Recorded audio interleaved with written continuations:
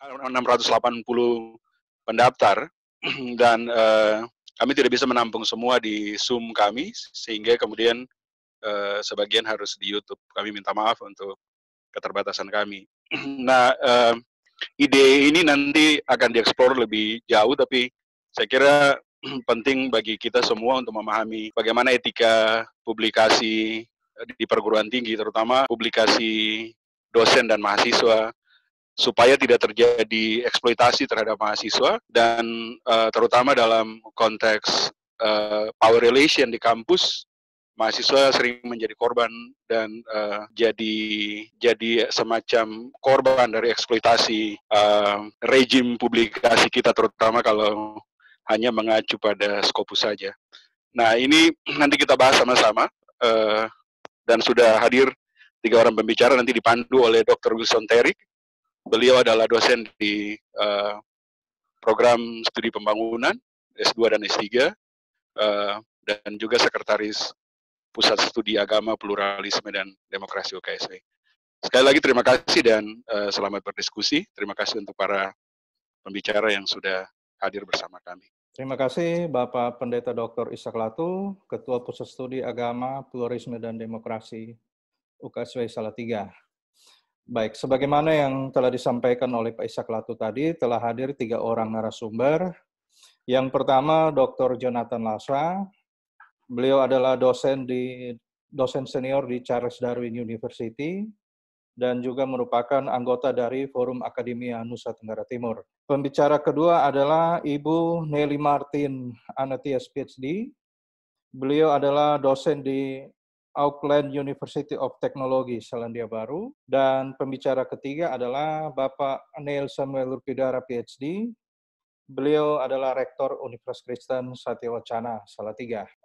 Masing-masing narasumber ini akan membedah topik webinar kita tentang menghindari perampokan dalam tanda petik, perampokan akademik, ya, dan juga akan bersinggungan dengan etika publikasi ilmiah di perguruan tinggi. Masing-masing narasumber akan kami beri kesempatan 20 menit untuk menyampaikan materinya. Setelah sesi presentasi, baru kita masuk ke sesi tanya-jawab. Kesempatan pertama saya berikan kepada Bapak Jonathan Lasa. Silakan, Pak. Baik, selamat siang teman-teman. Kebetulan di Darwin baru jam 1:30 ya. Selamat sore buat Bu Nelly, dan selamat pagi buat teman-teman Salatiga dan teman-teman di Indonesia. Saya berharap suara saya bisa dengar ya? Bisa dengar. Baik, jadi pertama sebelum saya mulai, saya mungkin harus berikan kredit kepada Pak Ishak Latu atas terminologi soal perampokan akademik. Karena ini seolah kita merampok juga terminologinya Pak Ishak, dan kemudian menjadikan paper pertama yang bicara soal ini dalam konteks hari ini ya. Jadi ini termotivasi karena statusnya Pak Ishak Latu. Kemudian saya bawa ke forum akademik NTT, terus di situ ada diskusi yang sebenarnya cukup ringkas di beberapa hari lalu. Dan kemudian saya mengontak teman-teman UKSW dan jadilah acara kita hari ini yang diinisiasi oleh Pak Ishak Latu, Pak Wilson Terik, dan Pak Rektor, Pak Nian. Nah, saya coba juga nanti share link yang saya sempat. Jadi kita bicara soal perampokan akademik tanda petik ya, soal apakah itu suatu kenyataan. Sebagian kita percaya bahwa ini sebuah kenyataan, tapi kenyataan yang bagaimana yang harus kita lihat. Karena korbannya sebenarnya bukan saja mahasiswa, tapi korbannya juga ada di tingkat dosen, pembimbingnya, atau dalam konteks ini ekosistem riset Indonesia. Karena ini masalah yang besar, yang belum didekati secara sistematis melalui riset-riset yang menurut saya layak dijadikan topik-topik. Jadi artikel yang saya tulis, yang sempat saya bagikan ke Pak Wilson dan kawan-kawan, saya bagikan di blog saya, itu merupakan hasil observasi dan refleksi sebagai dosen dalam waktu beberapa tahun. Dan beberapa hipotesis yang saya buat hari ini sifatnya work in progress, boleh dikritisi dan boleh dilanjutkan oleh dengan penelitian yang lebih sistematis. Jadi pertama soal definisi dulu. Kalau dalam pandangan saya, perampokan akademik di sini bisa dimaknai sebagai sebuah demonstrasi kekuasaan yang eksploitatif sifatnya, di mana dari sisi pengajar atau peneliti atau pembimbing universitas terjadi minimal dua fenomena yang menurut saya perlu kita lihat. Pertama, ada tesis atau disertasi atau skripsi mahasiswa baik strata 1, strata 2 yang diambil oleh dosen pembimbing dengan atau tanpa persetujuan pengetahuan mahasiswa bersangkutan.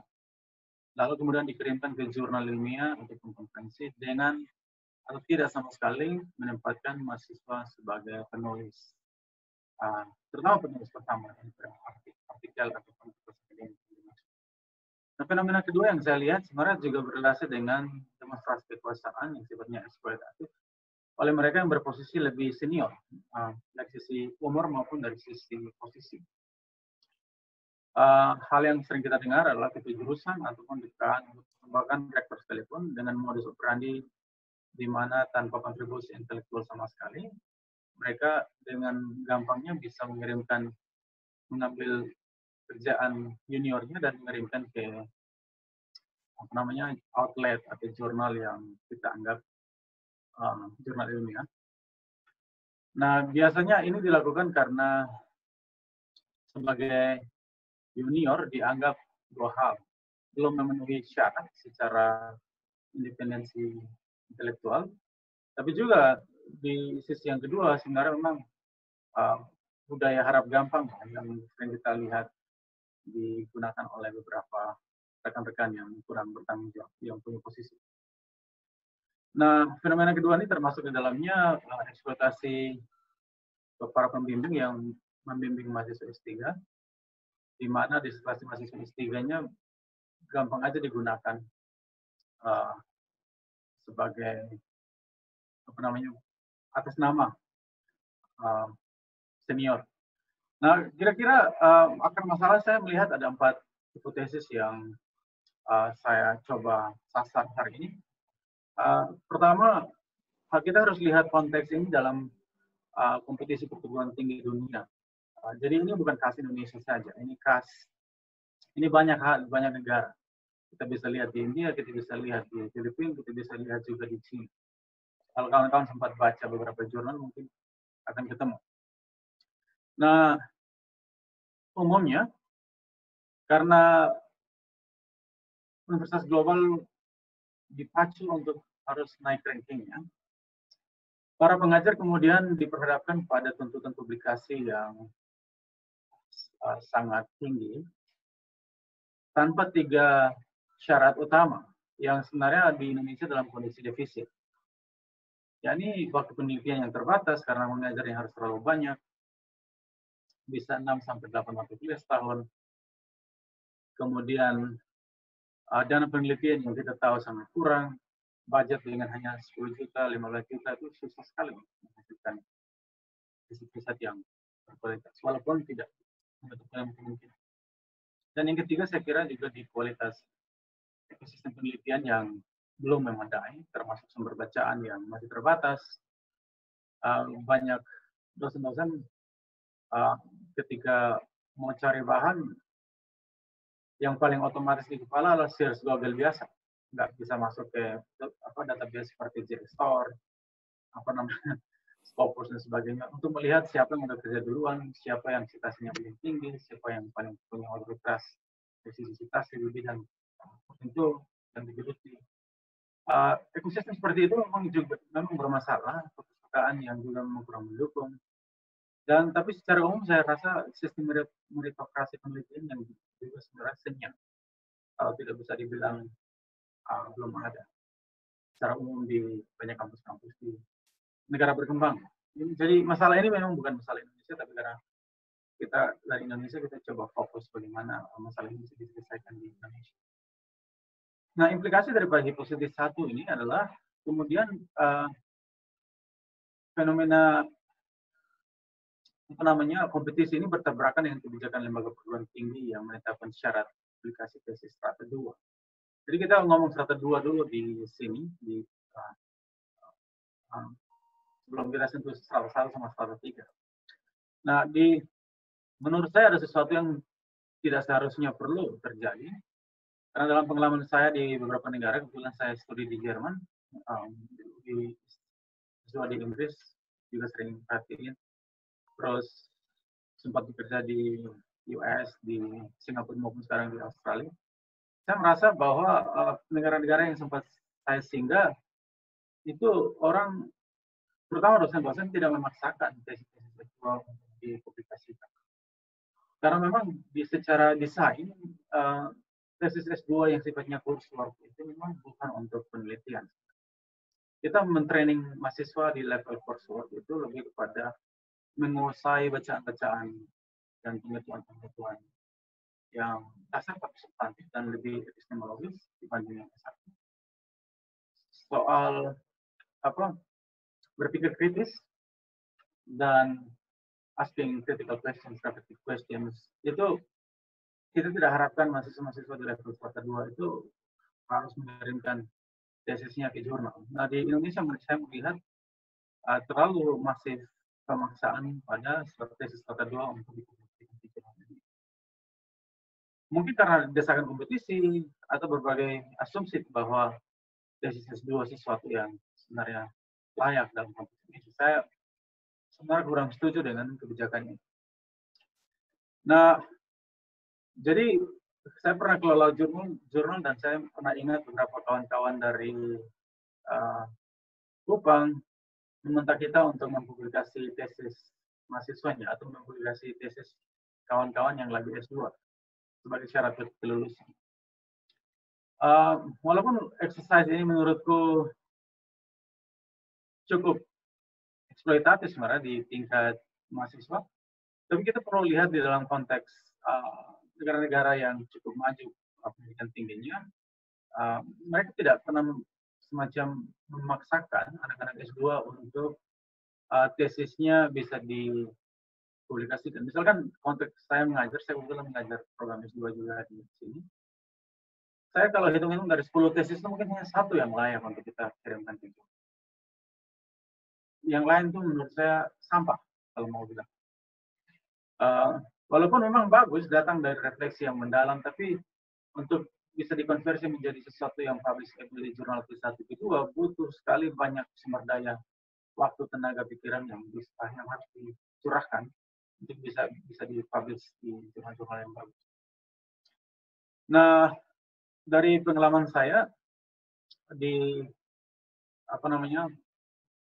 di luar Indonesia khususnya, saya pikir kita harus pikir ulang soal obsesi publikasi tesis S2 di Indonesia. Dan ini saya rasa harus didengar oleh kawan-kawan di perguruan tinggi, terutama di pengambil kebijakan, terutama di Kementerian. Nah, hipotesis saya yang kedua adalah sebenarnya ini buat jangka panjang dari rekrutmen dosen atau pengajar tanpa pertimbangan meritokrasi dan konkurs. Saya ngomong ini dalam konteks universitas negeri sebenarnya. Kalau universitas swasta ya saya paham sumber daya terbatas. Saya kebetulan minggu yang lalu saya sempat berkomunikasi dengan salah satu rekan yang baru pulang dari Amerika Serikat, tamatan S3 dari bidang chemistry dan mungkin bioteknologi juga. Minor dari Washington State University yang coba melamar ke salah satu kampus di Indonesia Timur. Tapi oleh kampus mengatakan bahwa tidak ada posisi yang jawaban yang sama yang saya dapati di tahun 2010, 2011, 2012, 2013. Jadi ada orang-orang bagus yang pulang, tapi kemudian memang kampus kelihatan menutup pintu. Karena pada saat yang bersamaan mereka mengalokasikan jatah penerimaan dosen secara tahunan. Dan kadang-kadang, kalaupun ada posisi, yang lolos pun bukan orang yang punya portofolio. Yang lolos pun biasa orang-orang yang ya Tuhan yang tahu. Jadi memang agak susah untuk kita mengharapkan sistem rekrutmen yang sifatnya masih berbasis pertimbangan hal yang lain, bukan berbasis merit akademik. Kita susah untuk memang mendapatkan dosen-dosen calon pembimbing yang bagus. Saya ambil contoh juga salah satu universitas negeri yang baru dibentuk di Indonesia Timur, barusan 2-3 tahun lalu merekrut dosen-dosen baru, yang diambil alumni sendiri. Saya ingat beberapa teman-teman kita yang baru pulang dari luar negeri, alumni CPP lama juga nggak lolos. Jadi betul-betul ada investasi di pemerintah pusat, tapi kelembagaan lokal susah untuk menyerap tenaga-tenaga yang punya talent. Dan kalau ini terjadi terus-menerus, kita kemudian mengisi posisi-posisi universitas negeri di daerah dengan kualitas yang kurang bagus. Jadi sistem perampokan ini akan selalu terjadi karena kita merekrut calon perampok. Nah, di Banda Aceh misalkan kritik atas meritokrasi ini berakhir pada pemasungan kritik maupun pembicaraan akademik. Kita melihat kasus Pak Saiful Mahdi di Aceh tahun ini yang mendapatkan hukuman gara-gara kritik rekrutmen yang menurut beliau berdasarkan data-data yang tidak berbasis meritokrasi. Tapi debat ini kemudian digeser menjadi bukan debat akademik, jadi debat di pengadilan, artinya jadi pihak kita. Dan secara praktis kita tahu bahwa minimal dapat 1-2 bulan dalam kasus-kasus seperti ini. Dan ini cukup membuat energi terbuang. Nah, saya mesti berapa menit Pak Wilson ya? Saya coba lagi. Jadi masih 5 menit, masih 5 menit ya. Oke. Saya coba percepat. Jadi di hipotesis yang ketiga, saya merasa bahwa terjadi eksploitasi ketimpangan relasi kuasa. Itu udah pasti ya. Itu salah satu yang hipotesis yang diangkat juga oleh Pak Ishak Lato, dan saya pikir ini ada pihak yang punya kuasa di sini pembimbing, terus ada pihak yang cukup rentan mahasiswa. Di pihak lain ada mahasiswa yang berada dalam posisi rentan karena kita tahu ketika mau tamat tuh betul-betul orang tuh udah pada posisi yang sangat susah, itu hidup dalam persimpangan jalan di mana harus tamat. Kebanyakan ini masa-masa rentan di mana mahasiswanya ya sudah loh. Kalau dilakukan juga nggak perlu komplain karena itu yang bisa kita hadapi. Nah, eksploitasi sistemik ini sering menyatu dalam budaya akademik yang direproduksi dalam konteks lembaga universitas, terutama yang tidak memiliki sistem kontrol dan akuntabilitas. Dan ini kita bisa lihat juga dari studi tentang hal yang sama di Cina dan sebagainya. Di hipotesis yang keempat, saya merasa yang paling mendasar sebenarnya, yakni ketiadaan visi penelitian sebagai sebuah proses produksi makna. Jadi ketika kawan-kawan melihat paper-paper yang bagus dari jurnal-jurnal yang bagus, itu kebanyakan hanya bisa tembus kalau ada kejelasan soal produksi makna yang kita mau sasar. Jadi tanpa pemahaman tentang peta pengetahuan soal gap-nya di mana, sebuah riset sebenarnya nggak layak dilakukan. Jadi riset-riset yang menurut saya maraknya publikasi skripsi S1 misalkan di Indonesia, ini harusnya bisa dibaca sebagai indikasi degradasi etis atau moral pelaku, tapi tidak hanya itu saja. Fenomena ini harus dibaca sebagai sebuah indikasi rendahnya untuk pengajar atau pembimbing dalam memahami dua hal. Pertama, pemahaman soal karya penelitian akademik itu sendiri dan visi pedagogis satu-satu. Yang kedua, menurut saya pemahaman soal celah pengetahuan atau gap literatur di bidang disiplin yang diampung itu memang kurang dibesar. Jadi tanpa kontribusi pengetahuan baru yang didasarkan pada pemahaman sistematis soal knowledge gap yang disebut atau research gap, sebuah karya akademik hanyalah proses buang waktu bersama. Bolehlah itu dianggap sebagai latihan.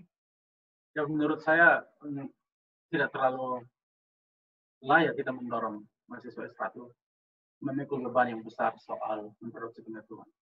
Nah, ada beberapa pertanyaan refleksi yang kita perlu ajukan juga. Jadi dalam posisi ini mahasiswa tidak selalu benar. Mahasiswa harus memahami benar-benar posisi dia dalam konteks ekosistem penelitian yang ada di kampus bersangkutan. Saya kebetulan membagikan blog saya tadi yang saya tulis ke teman-teman di UGM, dan salah satu teman juga komentarin bahwa ini memang masalah yang juga sering diampu, dan kebijakan yang diresponi, yang dibuat untuk meresponi masalah ini seringkali juga kontroversial. Misalkan pada suatu waktu ada dosen di pembimbing dilarang untuk jadi penulis pertama. Ini juga rumit. Ini juga salah kalau dalam konteks riset-riset yang sifatnya bioteknologi. Karena mahasiswa datang mahasiswa S3 misalkan datang, dia merupakan bagian kecil daripada kerangka riset besar yang lagi mau di sebuah proyek discovery besar. Sehingga satu lab itu bisa 10 mahasiswa PhD dan mereka semua berjuang menjawab satu pertanyaan besar. Ini kan ketika publikasi, ini kawan-kawan harus lihat. Kalau mahasiswanya hanya menyumbang pasal-pasal kecil, dia nggak bisa melihat makro picture juga, dia nggak layak dari penulis pertama walaupun dia berjasa dalam. Jadi si pemilik lab berhak untuk menjadi penulis pertama. Dan ini ada perbedaan tradisi di ilmu sosial yang biasa agak penulisnya tunggal atau minimal sedikit, dengan tradisi di ilmu-ilmu engineering ataupun ilmu-ilmu natural science yang biasa grupnya besar dan menjawab satu pertanyaan discovery yang lebih besar. Jadi kita harus lihat konteks di sini dan mahasiswa juga harus paham. Kalau dia datang dengan pikiran yang nol tanpa tahu apa-apa soal peta pengetahuan dan kemudian masuk ke dalam sebuah lab yang mencoba menjawab pertanyaan besar dalam ilmu pengetahuan alam misalkan, mahasiswanya harus sadar diri juga, nggak bisa bawa keluar bahwa saya kerja setengah mati papernya tapi nama pertama profesor. Itu nggak bisa begitu. Jadi kita harus lihat, kemudian kalau dalam konteks ilmu sosial, kebetulan saya di Singapura sempat masuk di bidang teknik sipil maupun yang kedua di bidang sosial. Saya paham bahwa untuk mendapatkan proyek riset itu tulis proposal juga setengah. Dan ketika kita datang sebagai postdoc, kita kemudian mengisi hal-hal yang sifatnya lebih teknis, tapi menjawab sebuah tema besar yang lagi disasar. Di tingkat itu saya nggak masalah, saya tulis 90%, bos saya kemudian nama penulis pertama. Itu nggak masalah, karena tanpa dia proyeknya nggak ada dan nggak gampang lulus bisa dapat research grants di atas $100,000, $200,000, $300,000 untuk mempekerjakan 4-5 postdoc. Terus postdocnya mengaku dia yang punya ilmunya, itu kan juga nggak beres.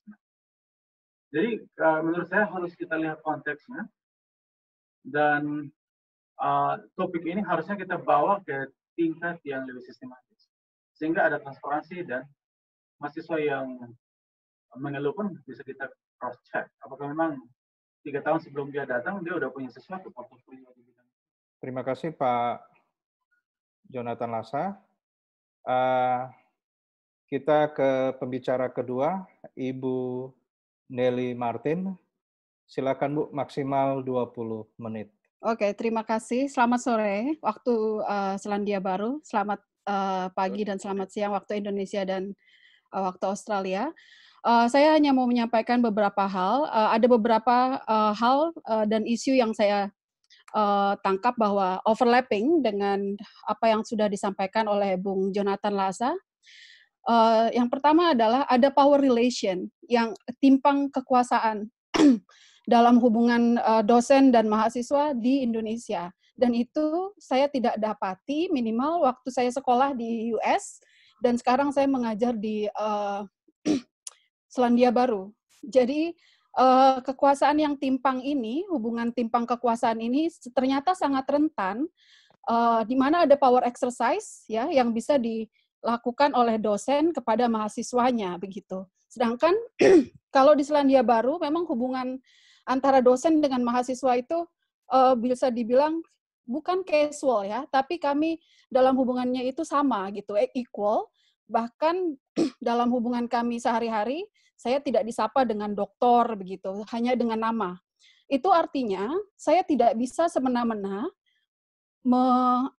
mengexercise apa itu ya, mengabuse power saya untuk menggunakan hak cipta mahasiswa seperti itu. Jadi saya lihat memang kekuasaan yang timpang ini sangat rentan untuk di-abuse oleh institusi di Indonesia karena adanya gap yang sangat besar antara dosen dengan mahasiswa. Sedangkan di US dan di Selandia Baru tempat saya sekarang bekerja, mahasiswa diberikan wadah dan space yang sangat besar jika ada ketimpangan yang dilakukan oleh dosennya. Jadi dari sistem saja kami sudah istilahnya tidak bisa mengabuse power kami begitu. Jadi bagaimana kami harus bisa mengambil hak cipta orang lain gitu kalau mahasiswa saja bisa dengan mudahnya menyampaikan komplain begitu. Kalau misalnya terjadi apa-apa dengan hubungan antara mahasiswa dengan dosen. Jadi yang saya pikir adalah perlu diciptakan sebuah sistem di mana dosen tidak bisa mengabuse powernya semena-mena terhadap mahasiswa. Seperti itu. Jadi nanti ke depannya bagaimana dosen juga bisa menghormati bahwa mahasiswanya, apalagi kalau mahasiswa S2 dan S3, itu adalah mitra, ya, bukan orang yang punya inferior power gitu ya. Jadi itu yang pertama yang saya mau garis bawahi, bahwa ada hubungan ketimpangan kekuasaan yang timpang, hubungan kekuasaan yang timpang antara dosen dan mahasiswa yang bisa menyebabkan dosen bisa mengambil hak cipta dari mahasiswa. Yang kedua adalah, saya pikir, ini saya setelah banyak membaca beberapa tulisan dari mahasiswa ya, yang dulu saya sempat mengajar di Indonesia, banyak dari kita tidak tahu bagaimana mensitasi. Itu artinya, bottom line yang saya lihat adalah, kita tidak tidak memperlakukan properti intelektual sebagai hak milik orang lain. Jadi kita dengan mudahnya mengambil tulisan dan proses berpikir orang lain untuk kita akui. Salah satunya yang paling sering terjadi adalah kita tidak menulis citation. Itu salah satu hal yang paling mudah untuk melihat bahwa kita itu sebenarnya komit juga nggak sih terhadap academic theft ini, gitu. Kalau kita lupa, kita harus ingat bahwa tulisan orang lain itu melalui proses yang sangat panjang, mulai dari data collection, proses research, penulisan, reviewing, dan sebagainya itu ya, itu harus kita anggap sebagai intellectual property. Itu hak milik orang lain, dan saat kita memakai hak milik orang lain, we have to give the credit when it's due. Itu yang saya selalu lakukan kepada mahasiswa saya.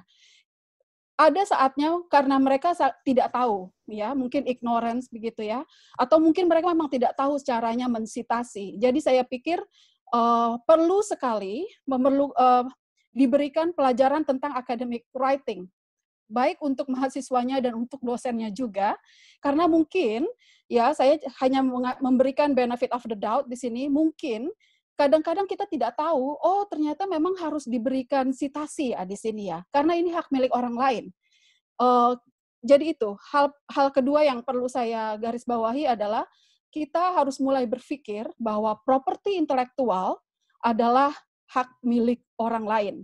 Ya, jadi jangan seenaknya mengambil ide, mengambil pikiran, karena itu adalah properti intelektual, di mana kalau kita memakai ya, ide itu, pikiran itu, kita harus memberikan kreditnya. So give the credit when it's due. So that's the second point that I wanted to emphasize. Ya, to treat other people's property, intellectual property, sebagai hak milik. Ownership-nya harus diberikan seperti itu ya. Lalu hal yang ketiga adalah, saya sempat sebelum diskusi kali ini, saya sempat berbicara dengan beberapa senior saya. Beberapa adalah prolific scholars gitu.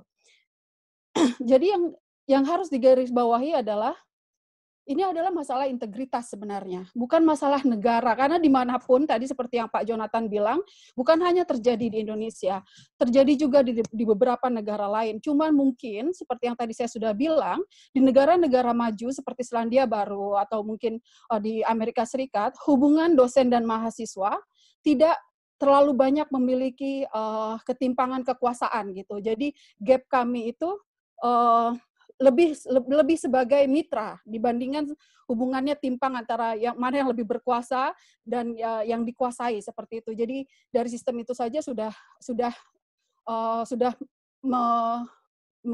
menyempitkan sang dosen untuk exercise power-nya. Jadi masalah integritas, saya pikir itu ini saya sedang bekerja sama dengan beberapa prolific scholars, ya, nama mereka besar gitu. Tapi begitu kami berdua menulis atau co-authorship, mereka langsung bilang dari awal, so Nelly, you will be the main author. itu artinya kontribusi saya minimal adalah 60-70% dan itu harus dari awal dijelaskan. Gitu. Jadi tidak bisa bahwa ya udah deh nggak enak, entar aja deh. No, you have to state it from the very beginning.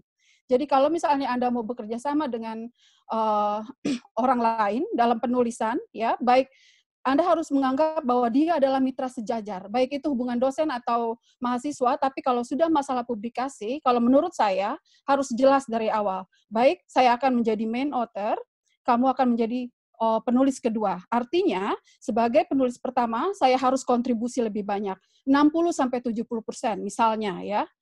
Lalu Anda akan berkontribusi sebanyak 30-40% dan nama Anda akan ditulis kedua. Seperti itu. Jadi,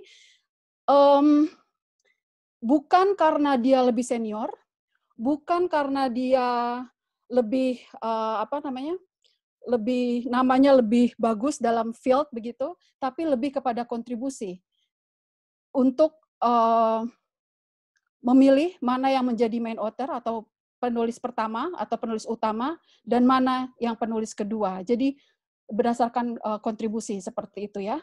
Lalu yang ketiga, ada poin yang tadi Pak Jonathan Lasa sudah berikan.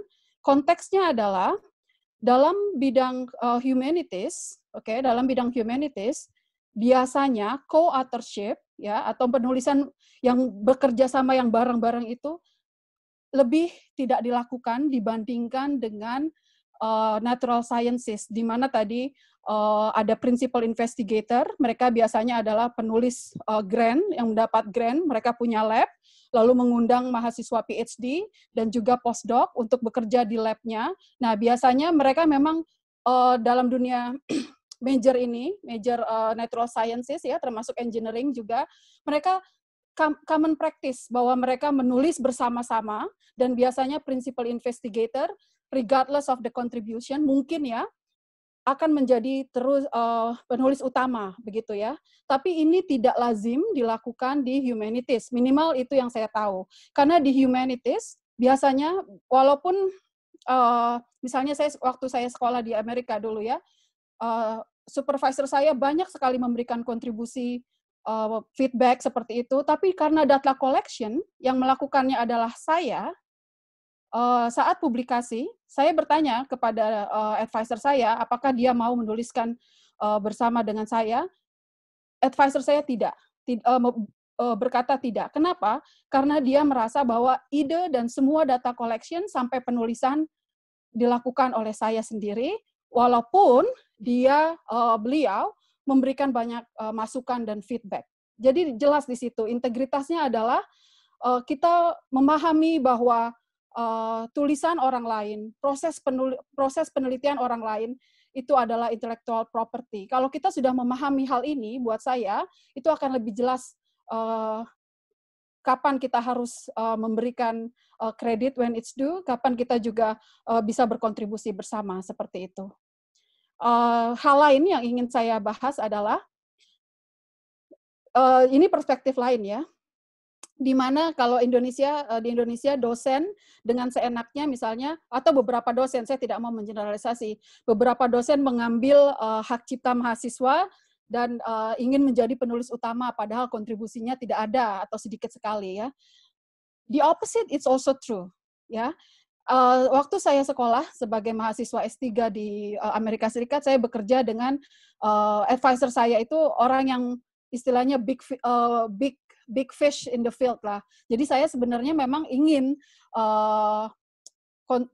publikasi bersama dia. Kenapa? Karena beberapa mahasiswa percaya bahwa kalau kita publikasi bersama dengan big field, itu jurnal-jurnal ternama udah langsung melihat gitu loh. Jadi lebih gampang istilahnya gitu. Jadi the opposite is also true.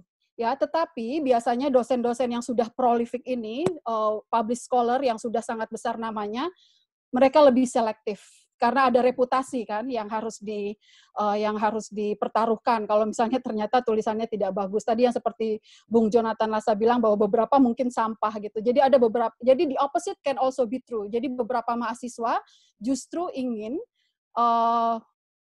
publikasi atau co-publish bersama dengan profesor yang memang sudah mumpuni begitu, yang sudah big field, yang sudah big fish in the field. karena gimana pun nama besar itu pasti akan dilihat, apalagi kalau dia juga editor atau chief editor di sebuah jurnal, itu pasti akan berpengaruh dengan proses penerimaan publikasi. Tapi biasanya dosen-dosen seperti ini sekali lagi karena mereka sudah secure, mereka tidak perlu lagi publikasi dengan mahasiswa. Jadi justru mahasiswa yang ingin ya. Jadi bottom line-nya adalah saya melihat bahwa perampokan akademik ini terjadi selain karena kita belum paham betul bahwa proses berpikir, proses riset dan proses menulis itu adalah hak properti intelektual yang tidak boleh dicuri, juga karena mungkin beberapa dosen merasa kurang secure terhadap profil risetnya sendiri, ya juga karena tuntutan Scopus tadi ya, kalau tidak menulis nanti tidak akan dapat angka kredit, dan itu berpengaruh kepada urusan finansial ya.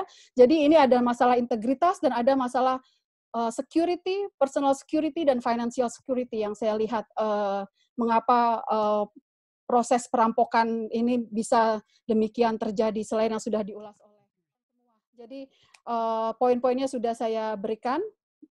Semoga jelas. Kalau misalnya nanti ada pertanyaan, silakan.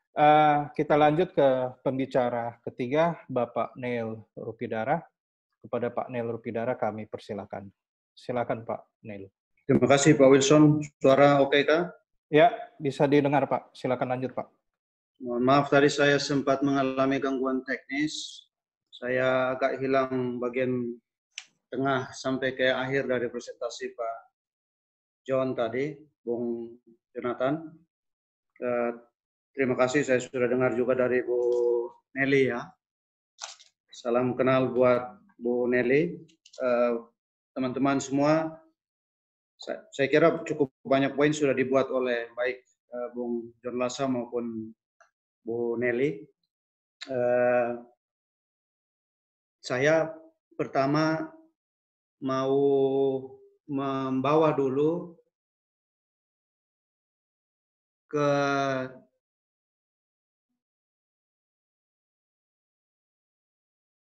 satu kutipan yang saya coba ambil dari sebuah tulisan yang ditulis oleh seorang teman psikolog gitu ya, di sebuah majalah psikologi yang di-refer oleh Asosiasi Psikologi Amerika untuk memberi sedikit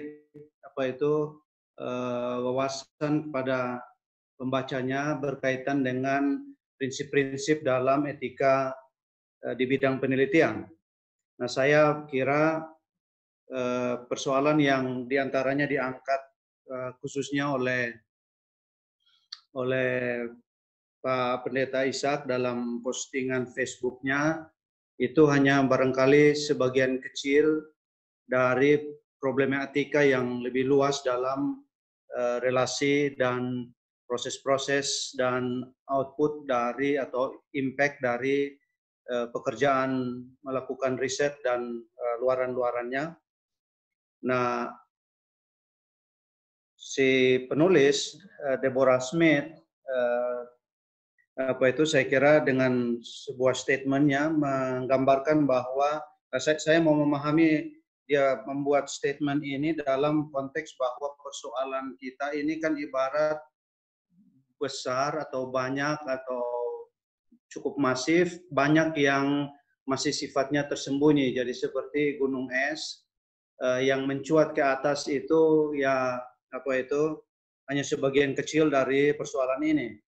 Nah, mungkin di negara-negara yang sudah lebih baik, tadi apa yang dijelaskan oleh Bu Nelly tentang pengakuan akan hak intelektual siapapun ya, orang lain, mungkin relatif gunung esnya sudah mengecil gitu ya. Tapi di negara-negara yang tadi Bung John menyebut bukan hanya khas Indonesia, tetapi banyak negara-negara sedang berkembang khususnya, saya kira gunung esnya masih besar, khususnya yang bagian terselubung di bawah lautan itu.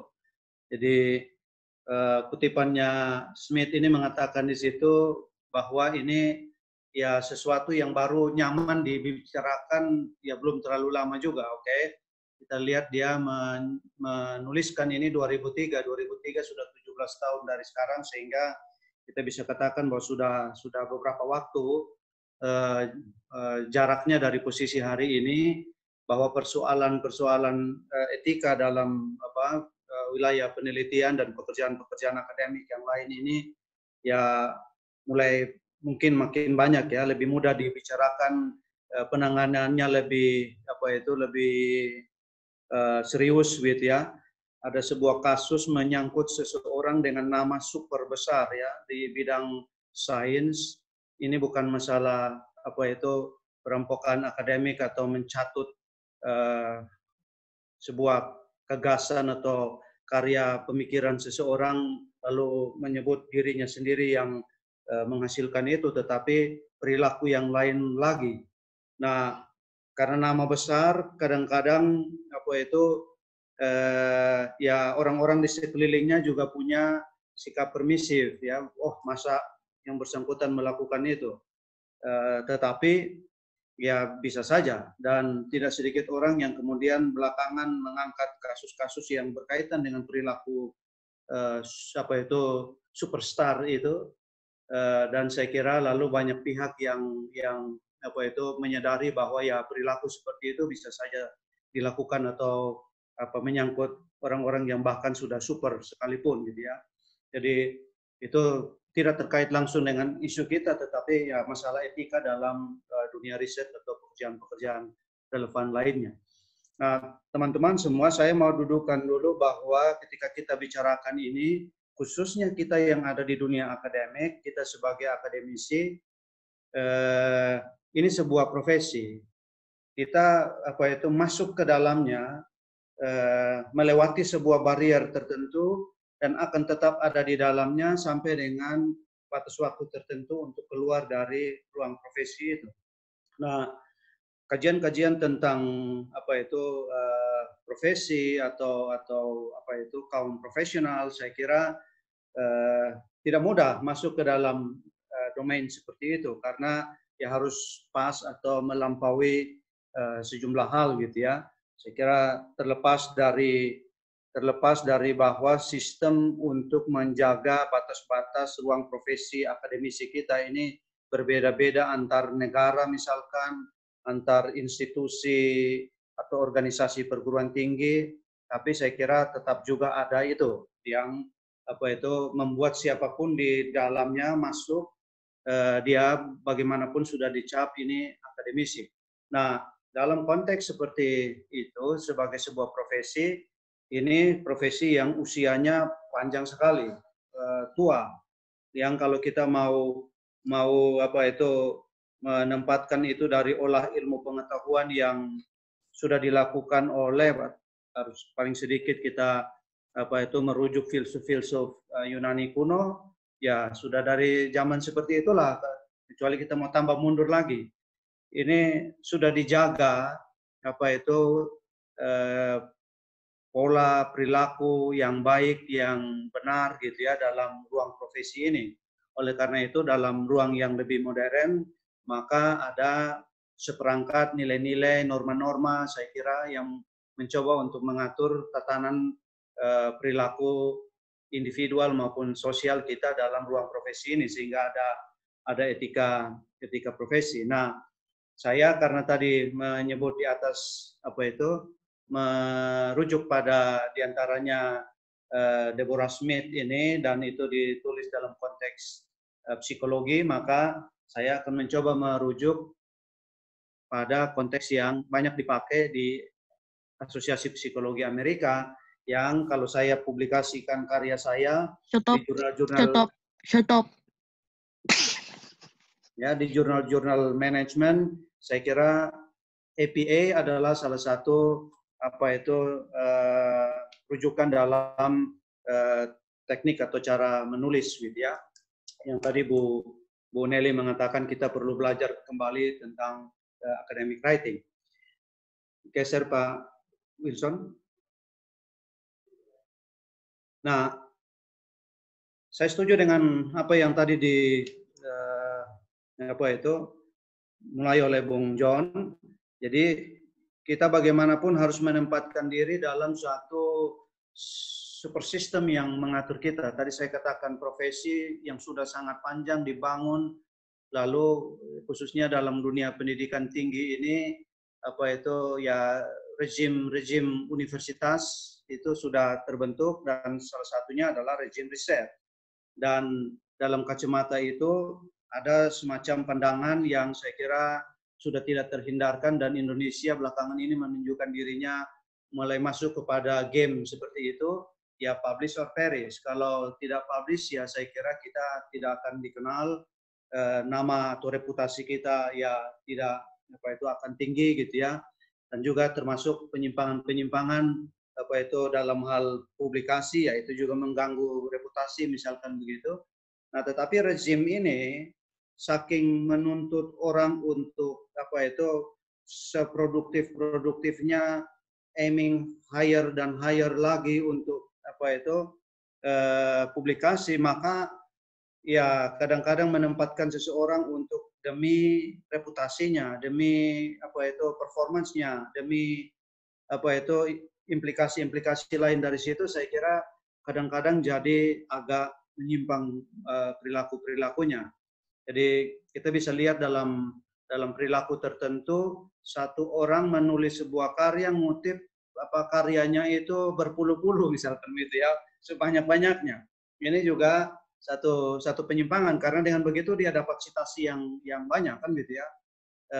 Demikian juga kita tahu perilaku seperti ya mafia publikasi. Jadi saya kalau publikasi nanti Pak Wilson punya publikasi, saya site. Pak Wilson publikasi, Pak Wilson site publikasi saya. Jadi ini ya perilaku-perilaku kita juga dibentuk oleh rezim publish or perish ini gitu ya.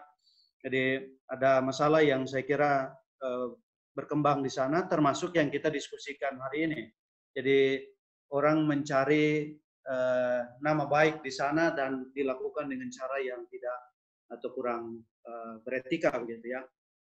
Nah, dalam konteks ini lalu saya kira seperti poin kedua di bawah itu, ini mari kita persoaljawabkan siapa yang harus dapat kredit dan dalam order seperti apa kan gitu ya. Itu salah satu poin yang Pak Pendeta angkat gitu ya. Jadi mahasiswa dan karya risetnya kemudian diklaim oleh dosen pembimbing dengan order yang tidak menggambarkan apa yang tadi Bu Nelly katakan. Harusnya itu bergantung kepada level of contribution dari tiap pihak yang terlibat dalam pekerjaan itu. Nah, berikutnya Pak Wilson. Nah, saya teman-teman juga mau membedakan begitu. Jadi kita hemat saya harus pisah sedikit dulu antara project riset mahasiswa begitu ya, yang dalam hal ini misalkan disertasi atau tesis dikerjakan, itu sebuah pekerjaan sendiri. Lalu yang kedua adalah sebuah proyek penulisan berupa artikel atau book chapter atau bentuk-bentuk publikasi yang lainnya, yang bisa saja kedua ini jumbo menjadi sama satu kalau bentuk yang dipakai di buku disertasi atau tesisnya adalah thesis by publication. Jadi di dalamnya memuat langsung artikel-artikel atau book chapters dari si mahasiswa itu, entah bekerja sama dengan pembimbingnya atau tidak. Kalau dia itu berbeda, maka saya tadi mau mengajak kita untuk memisahkan kedua domain ini. Jadi domain pekerjaan riset untuk disertasi atau tesis itu dengan domain output yang keluar dari sana, yaitu artikel yang bisa saja memiliki kemiripan tertentu, bisa juga memiliki perbedaan-perbedaannya. Sehingga nanti kalau kita berbicara soal kontribusi, siapa berkontribusi berapa besar, dalam konteks mana, kalau kita bicara nanti artikel itu, maka bisa jadi terjadi rewriting sedemikian rupa sehingga si pembimbing misalkan berperan signifikan di situ. Itu yang saya kira diantaranya yang Bung John di papernya yang saya sempat baca tadi malam merujuk bahwa ya karya-karya tesis mahasiswa S2 itu kadang-kadang tidak atau belum mencapai level kualitas yang cukup untuk misalkan mempublikasi di rank ya, high rank apalagi jurnal gitu ya, sehingga harus dipoles dalam wajah yang signifikan gitu ya. Karena itu di format kedua yaitu artikel yang dipublikasikan itu bisa jadi dia something else gitu ya, tidak langsung persis sama dengan disertasi atau tesis yang sedang risetnya dikerjakan dan diselesaikan laporannya oleh mahasiswa gitu. Ini saya kira tampaknya perlu dibedakan di sana. Dalam kacamata tadi ini soal klaim siapa yang harus dapat kredit dari situ, dalam order seperti apa, saya kira kita perlu menempatkan diri di sana. Nah, poin tadi sudah dibuat oleh Bu Nelly, ini kan ini soal relasi-relasi ya, yang Bung John di awal mengatakan relasi kekuasaan yang timpang, ada eksploitasi gitu ya, karena khususnya saya kira kalau bilang negara-negara berkembang, maka relatif kita adalah masyarakat hierarkis gitu ya, yang entah kita mau menyebut apa ya, siapa yang status sosialnya lebih tinggi, apakah dosen ini punya status sosial yang lebih tinggi dan karena itu punya dalam tanda petik atau bisa diterima otoritasnya itu mengatasi kita apapun maunya dia misalkan gitu ya, dan secara praktek saya kira ada yang seperti itu dan ini yang diangkat oleh Pak Pendeta Ishak gitu ya. Nah, jadi percakapan dalam membangun relasi yang tepat di antara dosen dan mahasiswanya ini saya kira harus terbuka sejak awal gitu ya. Jadi di kutipan ini saya menguatkan apa yang Bu Nelly tadi sudah ungkapkan pada kita gitu ya. Jadi ini sudah harus dibangun dari langkah paling pertama memulai proyek riset itu. Saya ingat pengalaman saya berinteraksi dengan pembimbing saya, dia bertanya pada saya, Nel, you mau menulis disertasi yang model lama atau yang model publikasi? Saya bilang saya coba yang publikasi. Oke, kita dua coba dulu ini ya, ada satu kesempatan buat kita. Jadi kami dua memulai kesepahaman kami tentang pekerjaan ini mau dilakukan seperti apa, termasuk nanti di dalamnya ketika kami mulai melakukan drafting sampai dengan finishing sebuah karya. Dan saya kira kesepahaman itu kemudian menempatkan dia. Saya sempat bertanya juga kepada pembimbing saya itu, ini saya yang nama satu atau you yang nama satu? Pikir saya kan juga ibaratnya menguji hatinya gitu ya. Jadi apakah dia cukup fair karena ini kontribusi saya lebih besar gitu ya. Kalau dia bilang harus kamu bukan saya gitu ya. Jadi saya kira teman ini cukup menghargai jerih lelah gitu ya, keringat panas dingin gitu ya, mahasiswa PhD-nya yang mengerjakan itu, dan dia mengatakan bahwa harus you yang di depan bukan saya. Nah, jadi ini teman-teman saya kira sesuatu yang harus didiskusikan terus. Nah, satu waktu dalam perkembangan, misalkan saya ambil kasus saya itu ya, dalam perkembangan kami menyusun karya-karya kami itu dari sebuah paper mula-mula yang kemudian kami bawa ke sebuah conference, lalu dari conference kami turning menjadi artikel jurnal, ada kontribusi yang meningkat dari sang pembimbing ini. Ya, saya tidak menolak itu dan saya katakan saya juga harus respect kontribusimu dengan sepantasnya ya, sebaik bagaimana kontribusi itu diberikan. Sehingga kami dua pada akhirnya misalkan sepakat di perjalanan itu bahwa kontribusi kami berdua adalah 50-50. Jadi dia 50%, saya 50%. Tapi dia tetap sepakat bahwa karena ini adalah ide dasarnya datang dari kamu, maka kamu tetap nama pertama. Ya. Jadi ini teman-teman saya mau menunjukkan bahwa diskusi soal siapa berkontribusi apa ini sesuatu yang sifatnya progressing terus dalam proses berinteraksi itu. Nah, karena itu saya kira ini kalau audiens kita banyak yang mahasiswa ini harusnya kan berani naikkan suaranya sedikit kan gitu ya untuk bergaining dengan pembimbingnya ya. Kalau saya dalam posisi sebagai dosen dan juga hari-hari ini membimbing mahasiswa doktoral saya kira ya saya juga harus be clear gitu ya. Kadang-kadang saya setuju Bu Nelly, kadang-kadang ada mahasiswa yang pengen nama pembimbingnya dibawa-bawa begitu ya. Seorang teman relatif dia bilang, ini bukan bidang saya, jangan bawa masuk nama saya di situ.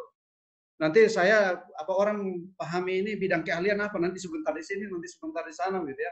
Padahal kita di Indonesia ini kan membimbing ibarat lintas bidang gitu ya, tidak berbasis persis keahlian-keahliannya gitu. Sehingga ada teman yang menolak untuk namanya ikut serta dalam publikasi mahasiswa. Dan saya kira itu ya harus sama-sama dihormati gitu ya, sikap-sikap seperti ini. Berikutnya Pak Wilson. Jadi jadi saya kira ini sesuatu yang harus bergerak dinamis dalam pekerjaan itu, dan kesepakatan harus dibuat di sana gitu ya. Nanti ujung-ujungnya pada saat publikasi itu saya kira kalau kita kirim ke jurnal-jurnal yang bagus, bereputasi baik, harus ada statement kan dalam surat yang kita kirimkan kepada jurnal-jurnal itu bahwa semua penulis itu sepakat, semua penulis sudah saling memahami bahwa struktur seperti yang ditampilkan di situ itu ya sudah menggambarkan keadaannya gitu ya, supaya tidak kemudian terjadi satu memperkarakan yang lain atau mempersoalkan yang lain karena harusnya ada di posisi mana, yang lain ada di posisi mana gitu ya.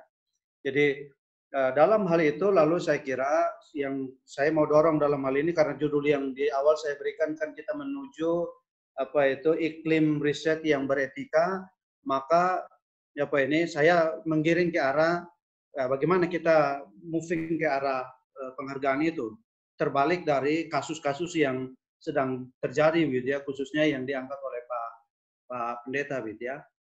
Nah, berikutnya, ya ini saya coba ambil beberapa norma ya atau principles ya atau nilai-nilai yang saya kira kita semua di dunia akademik kenali itu, tetapi kadang-kadang soal menjalankan atau mempraktekannya kan ada masalah di sana. Soal paling awal saya kira ini kan kejujuran, termasuk jujur mengatakan bahwa saya berkontribusi kecil gitu ya. Jadi kalau saya berkontribusi kecil ya saya jangan di paling awal gitu ya. Tapi honesty ini kan soal nanti tadi yang disebut oleh Bu Nelly bahwa kita ambil gagasan orang tetapi kita tidak pernah refer pada orang itu ya. Ini hal di sana. Nanti juga bisa tidak honest dibaca data. Datanya harusnya mengarahkan ke sini, saya utak-atik, saya ubah supaya sesuai dengan hipotesa saya, misalkan gitu ya. Dan saya kira ada banyak kasus hari-hari ini jurnal retract ya. Tulisan-tulisan yang manipulatif seperti itu. Nah, ini kan masalah di honesty tadi ya. Yang saya kira kita sebagai akademisi, kita sebagai warga komunitas akademik perlu jaga baik-baik gitu ya. Demikian juga untuk objectivity di sana tadi ya, soal tadi mengukur-ngukur ini saya berkontribusi hanya bagian ini gitu ya. Kalau bagian ini ya saya 10%, saya 25% gitu ya. Kalau di saat saya mengumpulkan disertasi saya itu karena bentuknya ada tesis by publication, saya harus identify di setiap karya itu berapa persen kontribusi saya. Dan saya harus justify bahwa sekian persen itu memang karya saya gitu ya. Jadi karena itu tadi harus objektif saya tidak bisa klaim yang bukan kontribusi saya gitu ya. Nah, demikian saya kira juga untuk nilai-nilai yang lain soal integritas kita tadi sudah sepakat di awal bahwa mari kita kerja sama-sama, saya bagian ini, Anda bagian itu, proporsi saya sekian persen, Anda sekian persen, tapi lalu habis itu kita balikkan meja, saya nomor 1 ya, kan tidak, integritasnya ya harus dipertanyakan gitu ya.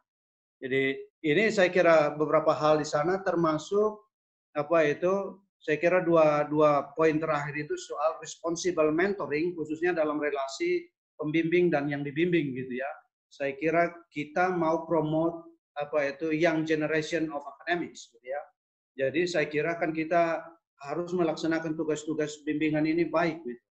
Nah, bukan kita sesuai problem yang kita angkat ini adalah eksploitatif dalam relasi itu. Nah, ini soal yang saya kira masih akan sangat serius bagi kita di Indonesia gitu ya.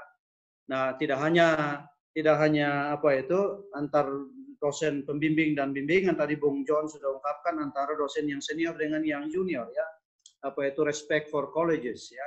Ini saya kira juga perlu kita angkat gitu ya dengan membangun apa itu ya mengusung nilai-nilai yang tadi ada di atas, honesty, objectivity, integrity gitu ya. Nah, terakhir saya kira apa itu saya mengarah ke bagaimana menginstitusikan iklim yang baik itu. Dan saya kira kita beberapa ya, kita semua kita punya pengalaman ada di negara dan institusi pendidikan tinggi yang punya apa itu setting kelembagaan tentang ini yang sudah baik. Saya kira nanti Bu Nelly dan Bung John bisa share lebih jauh di situ, tetapi saya kira dan kami di UKSW sebetulnya 2016 sudah propose itu ya pembentukan dan pengoperasian komite etika riset gitu ya. Nah, ini harus duduk di sana orang-orang yang punya integritas dalam bidang riset. Ini banyak aspek ada di dalam situ, tapi saya kira salah satu aspek dan sudah cukup lama juga Kemendikbud ya, dulu Kemenristekdikti itu merancang sebuah mekanisme untuk penanganan pencegahan misalkan kasus-kasus plagiasi. Nah, ini kan perlu ada komite etika riset ini ada di universitas itu. Nah, komite ini harus bikin apa itu prinsip-prinsip etika yang berlaku di masing-masing institusi ya. Saya kira kita bisa mengambil dari berbagai macam sumber. Nah, itu harus disosialisasikan kepada semua warga pendidikan tinggi, bukan hanya para mahasiswa doktoral misalkan, tetapi ya dosen-dosen juga semua harus disosialisasikan itu. Saya ingat persis bahwa di awal-awal saya memulai program PhD saya harus mengikuti sesi apa itu research ethics ini ya, nanti berujung kepada pengajuan ethics clearance yang akan dinilai oleh komite etika ini, apakah saya punya rancangan penelitian sudah memenuhi atau belum memenuhi prinsip-prinsip etika riset yang baik gitu ya. Nah, lebih dari sekedar itu saya kira ini masalah kita kan gitu ya, Pak Pendeta mengangkat isu ini lempar ke Facebook untuk jadi wacana publik. Saya kira apa itu kita harus biasakan begini, lapor ke apa itu komite etik gitu ya. Dan semua yang ada di situ harus fair untuk menguji apa itu kasus itu secara objektif. Saya kira tidak mudah, ini akan jadi masalah gitu ya. Ketika apa itu workplaces di Amerika misalkan mulai memasukkan perempuan bekerja di industri, lalu tadinya laki-laki dan laki-laki kulit putih, lalu ya karena dunianya demikian maco, apa itu gambar di dinding itu gambar perempuan seksi misalkan gitu, lalu datang apa pekerja perempuan lihat walai kok gambarnya kayak begini kan gitu ya. Ini kan perubahan budaya yang apa itu akan ada shock mestinya gitu ya, karena yang datang atau kita mulai membiasakan sesuatu yang tadi tidak terbiasa kita gitu ya. Jadi karena itu saya kira apa itu pelanggaran etika perlu dilaporkan supaya bisa ditangani gitu ya, untuk menjadi dan membangun kultur atau tradisi akademik yang lebih beretika dari yang barangkali sudah kita praktekkan gitu ya.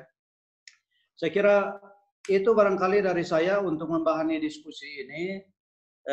Saya tadi katakan di UKSW kami sudah membentuk sebetulnya, tetapi belum mengoperasikan sampai hari ini komite etika UKSW itu. Tapi apa itu di pembantu rektor 5 yang urusannya riset, saya kira apa itu ini akan dihidupkan kembali. Terima kasih Pak Wilson, saya kembalikan untuk menjadi diskusi bersama.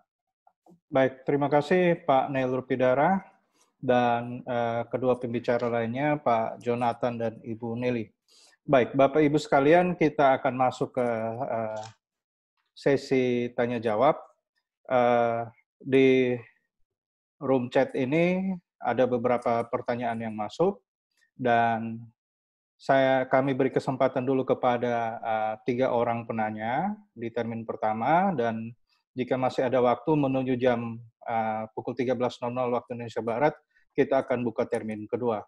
Baik, penanya pertama dari Bapak Hargio Ignatius. Mohon admin mengaktifkan mic-nya Pak Hargio Ignatius. Silakan Pak Hargio.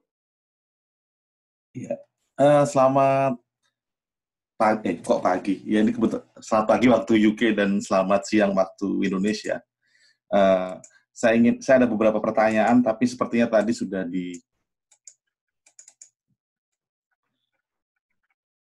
sudah disinggung oleh Pak Neil dan juga pembicara yang lain, tapi barangkali mungkin bisa diperjelas oleh para narasumber yang lain. Ada dua pertanyaan. Yang pertama adalah sebenarnya bagaimana mekanisme yang baik atau etis gitu mengenai penentuan kontribusi penulis dalam sebuah artikel, apakah ini kesepakatan di awal atau bagaimana? Ada nggak sih yang pakem umum yang bisa kita ikuti gitu, atau ditentukan sepihak oleh supervisor atau seperti apa? Kemudian yang kedua, praktek yang umum biasanya kan ada yang menentukan kontribusi berdasarkan dari kepemilikan ide, topik atau research questions atau mengenai metode penelitian itu sendiri. Biasanya oh itu kan topik dari saya, ide dari saya, jadi saya menulis pertama begitu. Nah, mohon pendapat dari para narasumber. Seberapa besar sih sebenarnya kalau tadi itu kepemilikan ide, topik dan metode penentuan metodologi dan sebagainya itu di dalam sebuah penelitian. Terima kasih.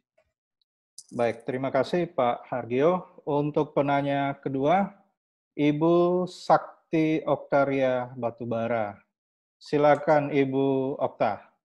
Ini dari Kupang, Nusa Tenggara Timur. Silakan Bu Okta. Mohon mic-nya diaktifkan ya. Silakan.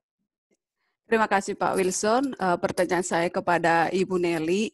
Jadi ini pengalaman saja Ibu. Dari tadi Ibu bilang di awal adalah sudah jelas kontribusi, tapi tiba-tiba misalkan yang kontributor kedua itu berganti, tapi namanya tetap ingin dimasukkan di dalam publikasi. Ini dalam case mahasiswa dengan dosen, karena dosennya studi lanjut atau sakit atau hal lain. Nah, itu pengalaman Ibu mungkin saat studi di USA atau mungkin saat ini kerja di New Zealand, itu seperti apa? Terima kasih. Baik, terima kasih Ibu Okta. Kita ke penanya ketiga, Pak Nevos Daily. Admin mohon mikrofonnya Pak Nevos diaktifkan. Baik, terima kasih Pak Wilson dan para narasumber. Sebenarnya pertanyaan saya sudah saya sampaikan melalui chatting, tapi mungkin Pak Wilson memberi kesempatan kepada saya untuk menyampaikan itu secara langsung. Pertanyaan ini kebetulan saja ditujukan kepada ketiga narasumber. Yang pertama Pak Yason, sedikit mungkin perlu dielaborasi lagi kasus yang disampaikan Bapak tadi dalam presentasi tentang perampokan itu, imbalance power antara pembimbing dan mahasiswa. Tiba-tiba rekomendasinya adalah tidak merekomendasikan atau mengusulkan paling tidak S1 dan S2 tidak mempublikasikan hasil penelitiannya di jurnal, entahlah itu di jurnal internasional ataupun indeks Scopus. Mungkin bisa sedikit dielaborasi lagi, kok tiba-tiba langsung meloncat ke situ. Itu yang pertama. Yang kedua, Bu Nelly, saya berangkat dari kasus ini. Ada dosen punya proyek penelitian, entah kerjasama dengan pihak yang lain, tetapi karena keterbatasan waktu dan juga jarak, kemudian dia mengajak mahasiswa untuk melaksanakan penelitian, menyusun skripsi dan juga untuk tesis berkenaan dengan isu yang sedang diteliti atau diproyekkan itu. Biaya ditanggung oleh dosen ini karena itu adalah proyek, tetapi data kemudian referensi yang berkaitan dengan itu akan diambil atau digunakan oleh dosen yang bersangkutan untuk proyek yang dikerjakan.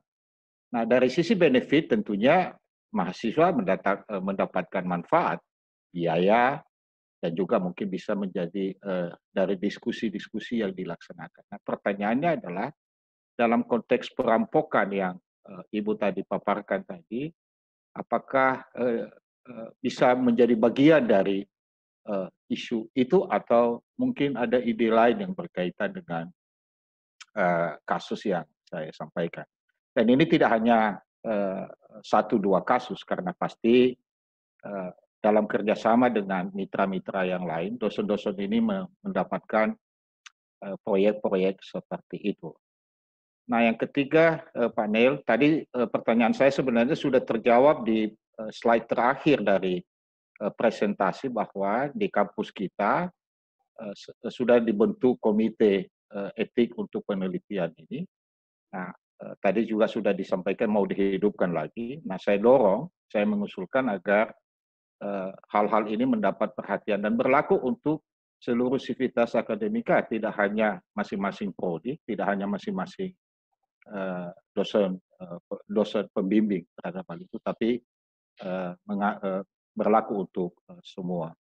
Terima kasih Pak Wilson dan narasumber, terima kasih kalau nanti bisa direspon komen ataupun pertanyaan-pertanyaan yang saya sampaikan.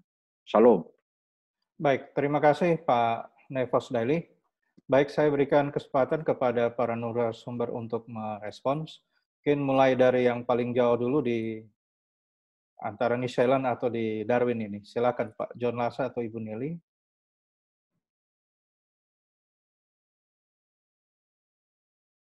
Ladies first. Oh ya, oke. Ibu Nelly. Pak John Lasa minta Ibu Nelly duluan. Silakan Bu Nelly. Iya, tadi menjawab pertanyaan pertama dari Pak Haryo Ignatius di London ya, atau di UK ya? Iya, betul. Iya. Ya, terima kasih Pak Wilson. Iya, kalau di AUT kami sudah punya yang formal, Pak. Jadi sudah jelas bagaimana pengaturan authorship antara mahasiswa pembimbing atau advisee dengan supervisor. Jadi sejak awal sudah diidentifikasi sejak awal sebelum melakukan co-authorship. Begitu, Pak. Dan biasanya saya sendiri sih belum membimbing mahasiswa PhD karena saya masih junior levelnya di sini. Tapi kolega-kolega saya, walaupun mereka dalam hal ini adalah pembimbing dan mereka lebih senior, yang pertama itu mereka lebih selektif, dan kalaupun mereka akhirnya setuju untuk melakukan co-publishing, karena ini datangnya dari tulisan mahasiswa, biasanya mereka sebagai secondary author, bukan sebagai main author. Biasanya main author-nya adalah mahasiswa itu sendiri. Dan itu sudah diatur dengan jelas di institusinya, Pak. Mengikuti Vancouver Protocol dan juga dari Research Council di University Australia. Jadi semua sudah diformalkan sejak awal. Itu menjawab ya, Pak ya? Iya, Bu, menjawab. Iya, baik. Lalu yang kedua, Ibu Sakti ya, mohon maaf kalau misalnya saya mungkin tidak terlalu mendapatkan pertanyaan Ibu secara komprehensif. Jadi yang saya pahami adalah Ibu bertanya, bagaimana kalau sejak awal ada kontributor kedua sudah mau ikut, lalu di tengah-tengah tiba-tiba mengundurkan diri, begitu Bu ya? Atau bagaimana Bu? Bisa diulang Bu?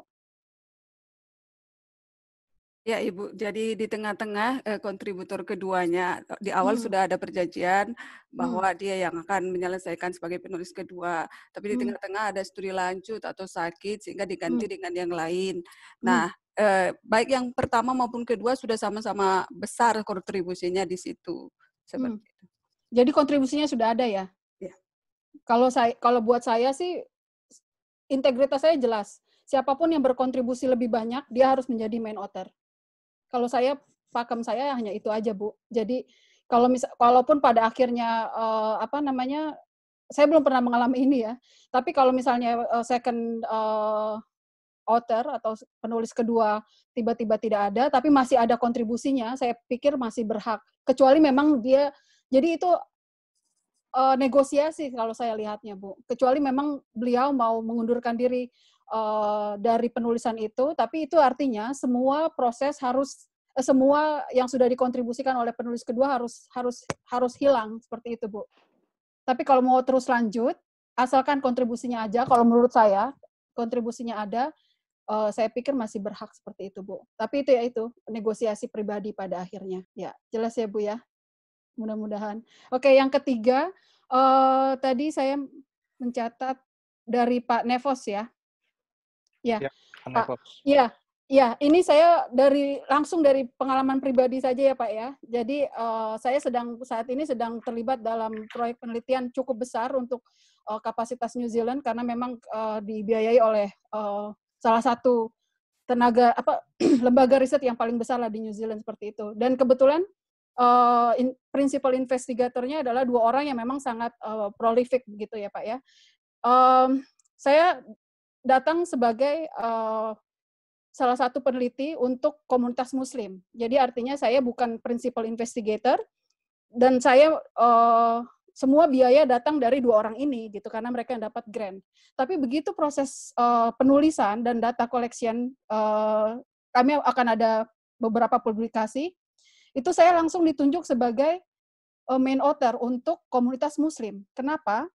Jadi 2 orang ini, 2 principal investigator ini tidak memaksakan bahwa ini saya pemilik uang nih, saya yang dapat grant-nya gitu. Tapi mereka paham betul bahwa yang menulis dan mencari data, kontribusi saya lebih banyak begitu, Pak. Jadi kembali lagi ini kepada masalah kontribusi. Jadi walaupun posisi saya kalau dilihat dari struktur ya untuk masalah risetnya, saya lebih bawah dibandingkan mereka begitu karena mereka principal investigator, semua dana berasal dari dari grant yang mereka dapatkan gitu. Saya hanya meneliti salah satu komunitas yaitu kelompok Muslim, tapi karena semua saat ini kami sedang mau satu publikasi yang pertama karena saya yang menulis dari awal mulai dari datanya, research literature review, data collection. Principal investigator langsung dari awal bilang bahwa silakan Nelly, Anda main author di sini, jadi Anda yang kontribusi lebih banyak gitu. Jadi nanti beliau ikut dalam itu. Saya bukan hanya sekedar ikut, tapi juga kontribusi. Cuman memang kontribusinya dalam hal penulisan untuk satu publication ini yang memang khusus untuk Muslim memang lebih sedikit dibandingkan saya. Tapi ya itu. Iya, dibanding keseluruhan. Jadi ya itu, sekali lagi lebih kepada kontribusi. Jadi dalam hal ini saya sangat respect kepada 2 orang principal investigator saya, walaupun mereka adalah pemilik dana yang dapatkan grant-nya gitu, tapi begitu masalah publikasi, kami sadar betul bahwa ada integritas di sana. Siapapun yang berkontribusi lebih banyak dalam hal data collection atau penulisan, dia yang berhak menjadi main author. Seperti itu, Pak. Ya. Baik, terima kasih Ibu Nelly. Kita ke narasumber berikut, Pak Jonathan Lasa. Silakan Pak John. Baik, terima kasih Pak Ragil dan Pak Nevos. Pertanyaan 2 orang ini sebenarnya berrelasi. Saya coba melihat bahwa debat kita soal perampokan akademik, karena masalah pertama kan biasa yang paling susah diselesaikan adalah di power relasi. Dalam kultur timur susah banget dihilangkan.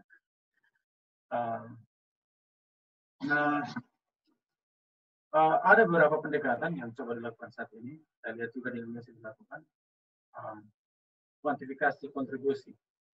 Kuantifikasi kontribusi ini menurut saya kadang-kadang agak konyol karena bisa aja yang nomor 1 paling banyak kuantifikasinya karena ada beberapa kategori kan, salah satunya adalah paling banyak jumlah kata menulis misalkan, atau dari sisi editing. Ada beberapa variabel di dalam paper yang kadang-kadang dibuat kuantifikasi. Menurut saya bagusnya diselesaikan lewat konsensus aja, walaupun masalah di konsensus adalah power relasinya belum selesai. Bagaimana bisa dapat konsensus yang adil buat semua pihak, itu juga suatu problem. Makanya ini solusinya solusi kelembagaan. Salah satunya kalau di Australia yang sempat Bung Neil bilang, kalau di Australia cukup jelas lah, terutama juga termasuk New Zealand ya, ini 2 rumpun yang sebenarnya serupa. Jadi sistem etik di universitas sudah terbangun cukup jelas. Bahkan di definisi siapa katakanlah ada Pak Wilson Terry, sorry Pak Wilson, jadikan contoh, mau ambil S3 yang kedua atau ketiga di Australia, misalkan.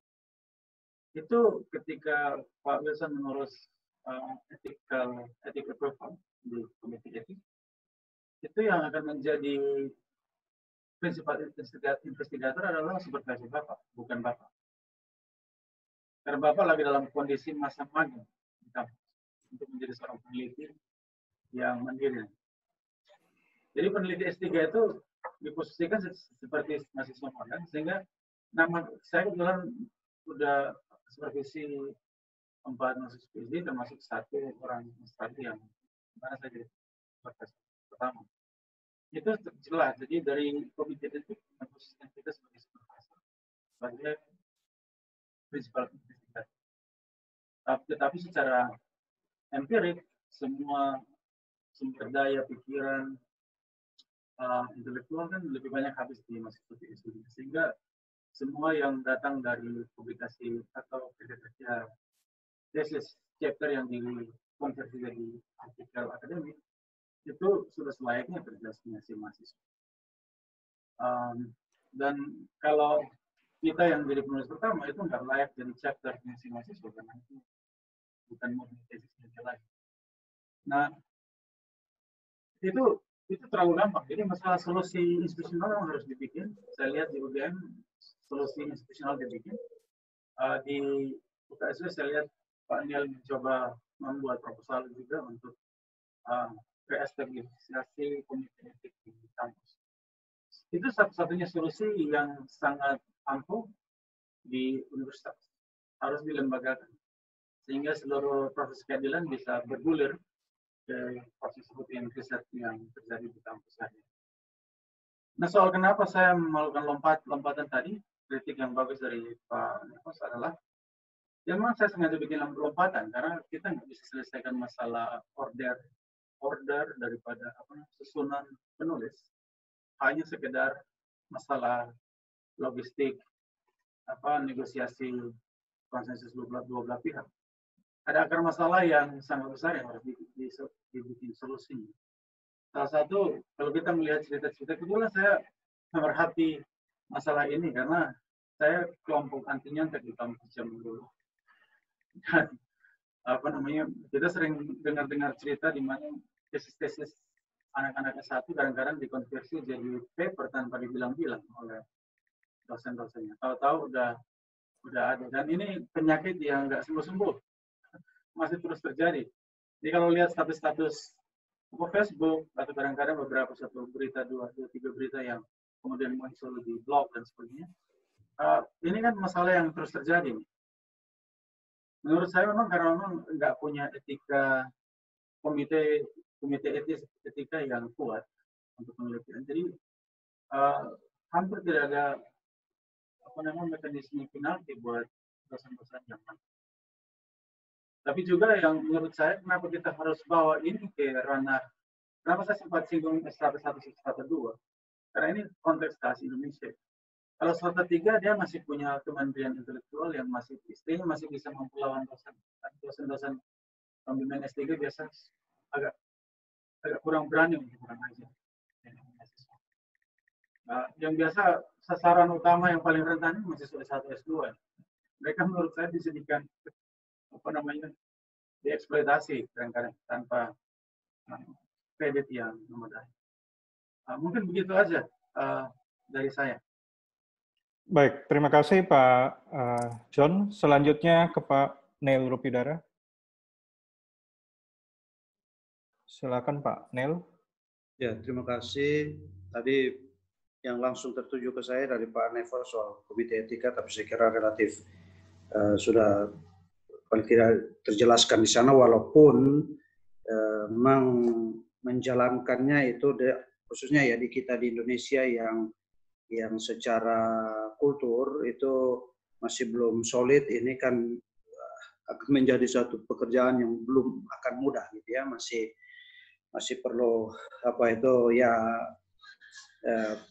mungkin berjibaku kadang-kadang menjalankannya, lalu keputusan-keputusannya belum akan adil, belum akan menggambarkan kondisi senyatanya misalkan begitu. Tapi saya kira apapun itu effort harus bisa jalan untuk membangun secara perlahan-lahan sebuah tradisi akademik, sebuah tradisi riset yang memang saya kira menempatkan produsen pengetahuan, mereka yang bekerja untuk menghasilkan gagasan-gagasan itu dihargai sebagaimana apa yang mereka kerjakan, ya, apa yang mereka kontribusikan. Nah ini it will take time, tapi saya kira akan masuk atau harus dikerjakan masuk ke sana, gitu ya. Tapi bolehlah saya barangkali bawa sedikit komplikasi ke dalam persoalan ini, karena kalau kita bicara di Indonesia lazimnya itu relatif kan mahasiswa-mahasiswa termasuk bukan saja doktoral ya, yang dilatih untuk menjadi seorang yang tadi Pak atau Bung John Lasem mengatakan itu pun masih magang gitu ya. Tapi mereka sedang dilatih untuk menjadi peneliti profesional. Nah, mahasiswa S2 dan apalagi S1 ini kan memang ya berada pada posisi yang relatif lebih rentan, walaupun saya kira sikap menghargai siapapun mitra berpengetahuan tadi saya kira harus tetap ada. Nah, di kita di Indonesia kebanyakan kan mahasiswa bawa sendiri proyeknya. Jadi dari S1 pun sudah bikin sendiri proposal risetnya, gitu ya.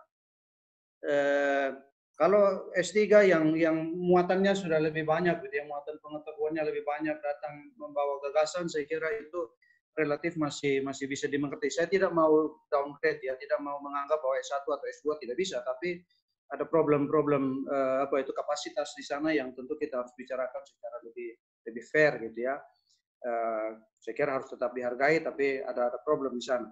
Nah, di negara-negara tertentu, saya kira saya melihat atau khususnya mengambil Belanda misalkan sebagai satu contoh, karena saya pernah misalkan selepas selesai S2, saya apply untuk sebuah proyek di Universitas Erasmus Rotterdam, gitu ya. Proyek itu di-establish oleh si profesor yang tadi Bu Nelly katakan dalam konteks yang berbeda, gitu ya. Principal investigator bikin proposal, lalu cari grant dan dapat. Nah, itu seperti itu, tetapi kemudian proyek itu hendak dikerjakan melalui perekrutan mahasiswa doktoral, gitu ya. Jadi profesor-profesor posting tentang proyek riset yang dia karenanya mencari mahasiswa-mahasiswa yang bekerja untuk membantunya meneliti itu. Nah, ini kan situasi yang akan menambah komplikasi di sana karena pemilik gagasan dasarnya, desain dari riset itu utamanya adalah si profesor itu. Bukan si mahasiswa, gitu ya. Mahasiswa di-hire untuk mengerjakan, tetapi ditempatkan dalam pekerja intelektual yang juga pasti akan punya kontribusinya, gitu ya. Dan dalam hal itu saya tidak tahu, ini saya melihat fenomena teman saya di Jerman. Jadi saya lihat beberapa kali publikasinya keluar khususnya ke jurnal itu selalu nama pembimbingnya nomor 1. Padahal itu proyek PhD-nya si mahasiswa itu. Ya, ini menurut saya pernah diskusi dengan Pak Martin Don almarhum. Ini menarik karena dalam kasus saya misalkan mungkin juga karena itu proyek saya yang driving, pembimbing saya jumping ke dalam situ karena di samping membimbing ya kita sama-sama drafting sampai finalisasi manuskripnya untuk publikasi, gitu ya. Jadi fair untuk mengakui seperti itu. Nah, ini yang datangnya dari si profesor. Wah, ini yang saya kira negosiasinya akan lebih rumit barangkali, gitu ya. Yang saya cukup surprise kan kalau kami saya di Macquarie di Sydney pada waktu itu, ya seseorang mahasiswa bisa klaim artikelnya untuk menyusun disertasi by publication-nya itu kalau kontribusi minimal dari risetnya khususnya untuk membentuk tiga artikel inti ya, itu harus minimal 50%. Jadi kalau di bawah itu tidak bisa klaim, itu harus cari atau tambah lain lagi. Nah, saya tidak tahu pengalaman kawan itu karena saya lihat beberapa kali 2 atau 3 artikel mereka itu pembimbingnya yang nomor 1. Dia nomor 2 atau kadang-kadang bersama mahasiswa PhD yang lain gitu ya, atau dosen yang lain gitu. Jadi ini cukup menarik di sana bagaimana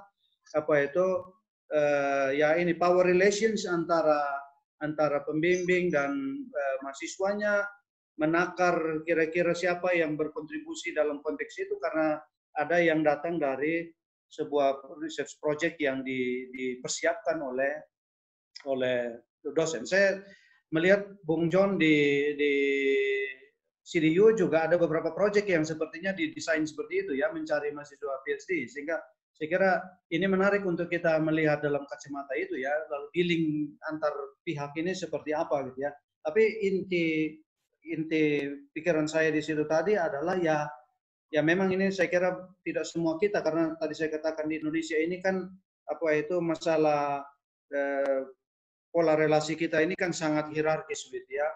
Apalagi kalau si pembimbing sudah bukan saja doktor lagi, profesor senior lagi kan gitu ya. Ini nanti saya kira ya saya harus dihormati sebagai yang seperti itu misalkan gitu ya. Jadi bukan tadi ya, kita menempatkan diri bahwa produk pengetahuan ini adalah produk yang mestinya ya siapa sih yang berkontribusi besar. Nah, dalam konteks berkontribusi besar, saya pikir juga tidak mudah kita katakan lalu ini sekian banyak halaman, saya punya banyak halaman sekian, atau ini ada sekian section, maka saya 3/4, Anda cuma 1/4 misalkan gitu. Saya kira tidak akan juga semudah itu, karena ada peneliti-peneliti berpengalaman, ya para suku itu, yang bisa twist sebuah karya yang tadinya barangkali ibarat biasa-biasa saja menjadi luar biasa gitu ya. Dia bisa bawa itu ke jurnal yang bahkan dia tadi tidak terbayangkan akan bisa masuk ke situ. Jadi di sini saya kira kadang-kadang kontribusi besar dalam kacamata mengerangkakan ulang gitu ya. Tidak banyak barangkali, tetapi ya ada signifikan di sana kontribusi dari seorang peneliti senior. Nah, dalam hal itu saya kira ya mestinya ya mari diskusikan lagi dalam kacamata itu untuk saling menghargai seperti apa kita harus menilai kontribusi-kontribusi itu. Saya pribadi cukup terbuka untuk misalkan kontribusi yang walaupun bukan proporsi persentase dari misalkan banyaknya halaman atau banyaknya bagian dalam tulisan itu, tetapi membuat karya itu menjadi jauh lebih berharga dari sekedar bentuk aslinya misalkan gitu ya. Itu saya kira kita bisa barangkali ya kurang lebih aspek kualitatif dari kontribusi yang harus diakui, dihargai sama-sama. Saya kira mungkin poin saya tambahan di situ, Pak Wilson. Terima kasih, saya kembalikan. Baik, terima kasih Pak Neil Rupidario. Baik, Bapak Ibu narasumber dan partisipan sekalian, kami juga membuka webinar ini juga kami bukan membuka live di YouTube, sehingga kita juga harus mengakomodir beberapa pertanyaan yang ditulis di YouTube. Dan izinkan saya memilih beberapa pertanyaan yang sudah kami seleksi yang disampaikan oleh partisipan lewat YouTube. Yang pertama dari Ibu Ergiana, beliau adalah dosen Akademi Analis Kesehatan Putrajaya di Batam.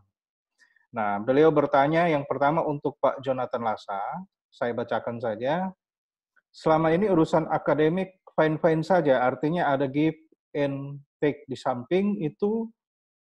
Ukuran classified dan ukuran komponen dan variabel perkuliahan bagi mahasiswa dan dosen boleh dikatakan zero incidence. Nah, jadi sebenarnya di mana poinnya, ukuran atau evidence bahwa akan terjadi perampokan akademik. Itu untuk Pak Jonathan Lasa. Yang berikut pertanyaan untuk Ibu Nelly. Unsur akademik yang Ibu sampaikan dalam topik ini adalah ide karya intelektual, baik mahasiswa dan dosen. Sebenarnya datang dari mana? Kemudian untuk mencegah hal yang tidak diinginkan dari kedua sisi itu bagaimana menurut Ibu Nelly?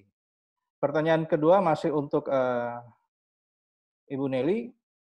Mekanisme tentang publikasi karya tulis dari awal perkuliahan mahasiswa oleh dosen selalu disampaikan dalam perkuliahan. Namun dalam hal perjalanan karya intelektual biasanya ada semacam brainstorming dan atau semacam argumentasi latar belakang penulisan. Adakah layak atau tidak untuk diteliti? Jadi dalam hal ini, apakah menurut Ibu akan terjadi masalah perampokan akademik. Yang ketiga, masih juga untuk Ibu Nelly, kemudian sebelum publikasi, kita akan selalu melalui identifikasi adanya plagiat. Jadi menurut Ibu, apakah ukuran itu sudah menjadi hal yang dapat mencegah terjadinya perompokan akademik? Yang berikut untuk Pak Nel. Untuk Pak Nel, beliau mengatakan pernyataan Pak Nel bahwa tesis, disertasi, dan tulisan ilmiah dalam bentuk jurnal adalah domain terpisah. Namun dalam praktiknya sulit untuk dipisah domainnya. Nah, beliau ingin tanggapan dari pernyataan Pak Nel tersebut. Itu yang dari YouTube yang perlu kami sampaikan kepada para narasumber. Yang berikut, tidak, saya sudah kami sampaikan semua yang dari YouTube kepada para narasumber. Baik, kembali saya lihat lagi di room chat ini dari Ibu Medi. Nah, ini dari Ibu Medi, ini juga beliau menanyakan terkait pernyataan Pak Jonathan Lasa dan Ibu Nelly, ada power relation yang sangat kuat di universitas negeri. Dosen yang bergelar profesor sering kali harus dipanggil profesor, ya harus dihormati kemampuan intelektual. Nah, pertanyaan beliau adalah bagaimana praktiknya pembimbing promotor tidak memberi kontribusi penelitian, hanya pembimbingan. Artinya kontribusi pembimbing hanya sebagai teman diskusi, bukan kontribusi penulisan.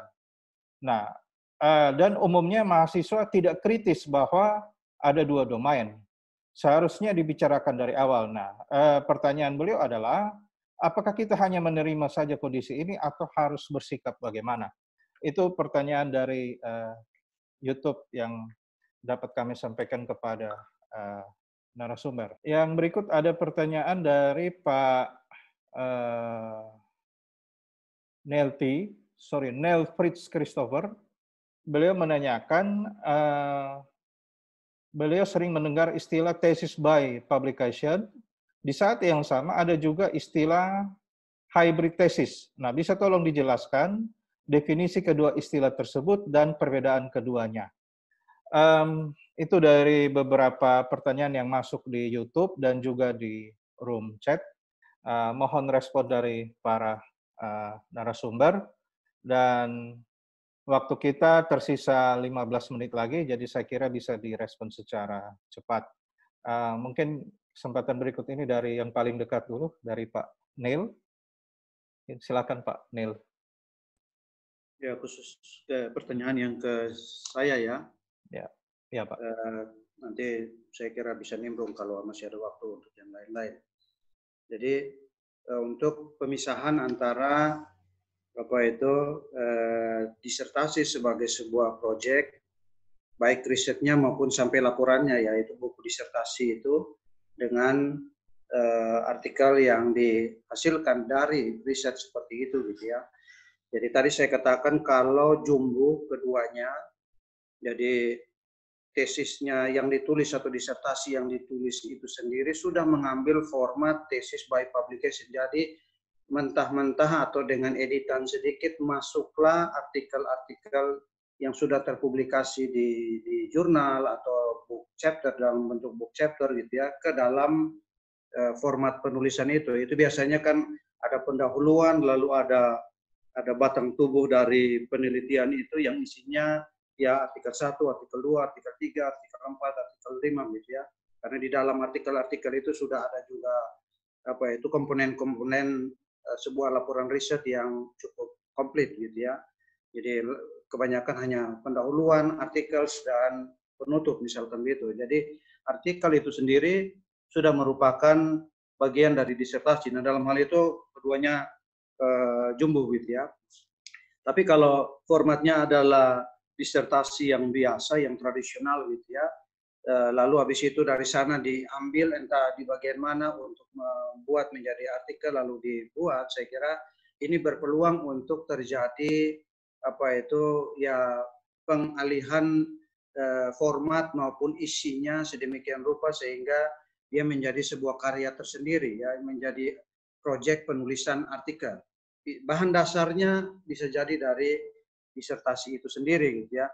Nah, saya cuma mau membawa satu contoh dan saya kira pemahaman yang kita semua yang publish misalkan gitu ya di jurnal-jurnal tertentu misalkan gitu ya, yang proses untuk terpublikasinya itu tidak begitu kita kirim langsung dimuat atau revisinya hanya revisi teknis, tetapi revisinya termasuk aspek-aspek substansi yang signifikan misalkan gitu ya, major revision misalkan gitu ya. Nah, saya hanya mau bawa sebuah kasus seorang teman dari Denmark, ya, dia menulis artikelnya 10 tahun kemudian baru artikel itu publish. Itu melewati proses twist and turn gitu ya di mana-mana gitu ya. Revisi masuk putaran 1, lihat-lihat reviewernya kasih lagi catatan, minta ini itu ya. Sampai 10 tahun dia bilang gitu ya, baru terpublikasi. Dia posting di Facebooknya itu after 10 years. Ya. Jadi ini sebuah perjalanan yang tidak mudah, yang kalau saya amati pengalaman beberapa teman itu, nanti versi pertamanya yang disubmit itu dengan versi yang keluar di publikasi sana sudah ibarat binatang yang berbeda gitu ya, sesuatu yang lain. Ide dasarnya masih sama, tapi yang sudah kutak-katik jadi lainnya. Ini memungkinkan untuk yang tadi saya katakan sebagai harus dipisahkan antara proyek penulisan di disertasi itu dengan proyek penulisan artikelnya. Memang cukup banyak di kita barangkali ya, begitu kita buat chapter tertentu di buku kita kasih kirim ke jurnal-jurnal, khususnya jurnal-jurnal di Indonesia atau jurnal-jurnal internasional yang cukup mudah untuk menerimanya, dia akan bentuknya kurang lebih tidak jauh berbeda dari disertasi itu sendiri. Tapi saya membuka peluang untuk terjadi kasus ekstrim seperti yang teman ini alami. Nah, dalam hal itu saya kira lalu ketika proses membuatnya menjadi artikel, bahkan sampai dengan selesainya artikel itu diterima, itu tadi negosiasi tentang siapa berkontribusi apa ini harus cukup terbuka. Karena yaitu akan melewati proses revisi yang panjang dan kadang-kadang fundamental gitu ya dari format artikel semulanya. Saya kira mungkin begitu Pak Wilson untuk saya mau bedakan keduanya. Terima kasih. Ya, terima kasih Pak Nel. Berikut ke Ibu Nelly. Silakan Ibu Nelly. Tolong mikrofonnya di ya. Oke. Pak Jonathan Lasa dulu, saya biar belakangan. Oh, oke. Tadi saya duluan. Oke, baik. Oke, silakan Pak John. Baik. Makasih. Man first ya. Ada 2 pertanyaan. Satu, saya lupa namanya, saya sempat bilang memori walaupun menulis nama. Karena saya fokus di pertanyaan. Mohon maaf kalau saya nggak sebut nama ya. Jadi pertanyaannya soal bagaimana ukuran atau fakta yang bisa kita buat bahwa telah terjadi perampokan akademik di Indonesia. Ya karena saya antisipasi pertanyaan ini. Jadi judul yang saya tulis di revisi di blog saya itu saya bertanya apakah mitos atau fakta. Tapi kita perlu lihat dalam konteks kultur akademik Indonesia, ada kemungkinan ini menjadi sebuah silent emergency. Jadi sebuah krisis yang silent karena orang nggak berani ngomong. Cost untuk ngomong itu besar banget. Minimal nggak lulus S2 atau S3-nya. Kalau berani ngomong dari awal-awal. Misalnya kalau mau tunda sampai PhD-nya selesai, udah rugi juga. Jadi posisinya serba salah buat si mahasiswanya juga. Tapi juga kalau nggak diomongin sekarang, posisinya juga serba salah buat dosen yang bersangkutan. Karena bisa aja dia punya kontribusi yang luar biasa. Dia punya potensi theoretical new theory yang mungkin aja potensial dibuat dari proyek, dan mahasiswa kemudian berkontribusi kepada evidence yang kita bangun. Misalkan kalau di studi natural science, kawan-kawan yang bermain di analisis gene sequencing kan, untuk buat ekspresi gennya sebuah bakteri, itu kan butuh mungkin sekitar 10 PhD, terus beberapa postdoc. Dan itu mungkin butuh sekitar 5-10 tahun untuk dapat ekspresi gennya yang serius. Nah, itu dalam konteks itu lebih gampang kita bicara, karena natural science punya tradisi yang cukup solid. Nah, tapi di tingkat evidensia ini kita bertanya, dan saya rasa keluhan Pak Ishak penting banget untuk kita bawa, bahwa ini bukan masalah kampus-kampus di Indonesia Timur saja. Ini masalah banyak negara, dan kalau Ibu lihat di publikasi di Journal of Higher Education atau jurnal yang berkaitan dengan higher education, itu beberapa kasus ini dibahas dalam konteks China, India, dan sebagainya, termasuk di Barat. Jadi masalahnya sebenarnya ada, tapi fenomenanya mirip ibarat puncak gunung es. Kita hanya lihat ujungnya aja, struktur di bawahnya enggak. Yang poin yang kedua, soal harus dihormati keahlian intelektual dalam konteks media. Soal panggilan profesor, ya ini saya nggak debat sih. Seserahkan kepada Bu Nili. Kita nggak masalah sih, ada kawan-kawan, ada mahasiswa yang panggil prof, nggak panggil prof, panggil nama juga nggak masalah. Yang penting jangan dimaki aja. Soal perbedaan yang tegas antara bimbingan tesis dan penulisan aplikasi ya jelas.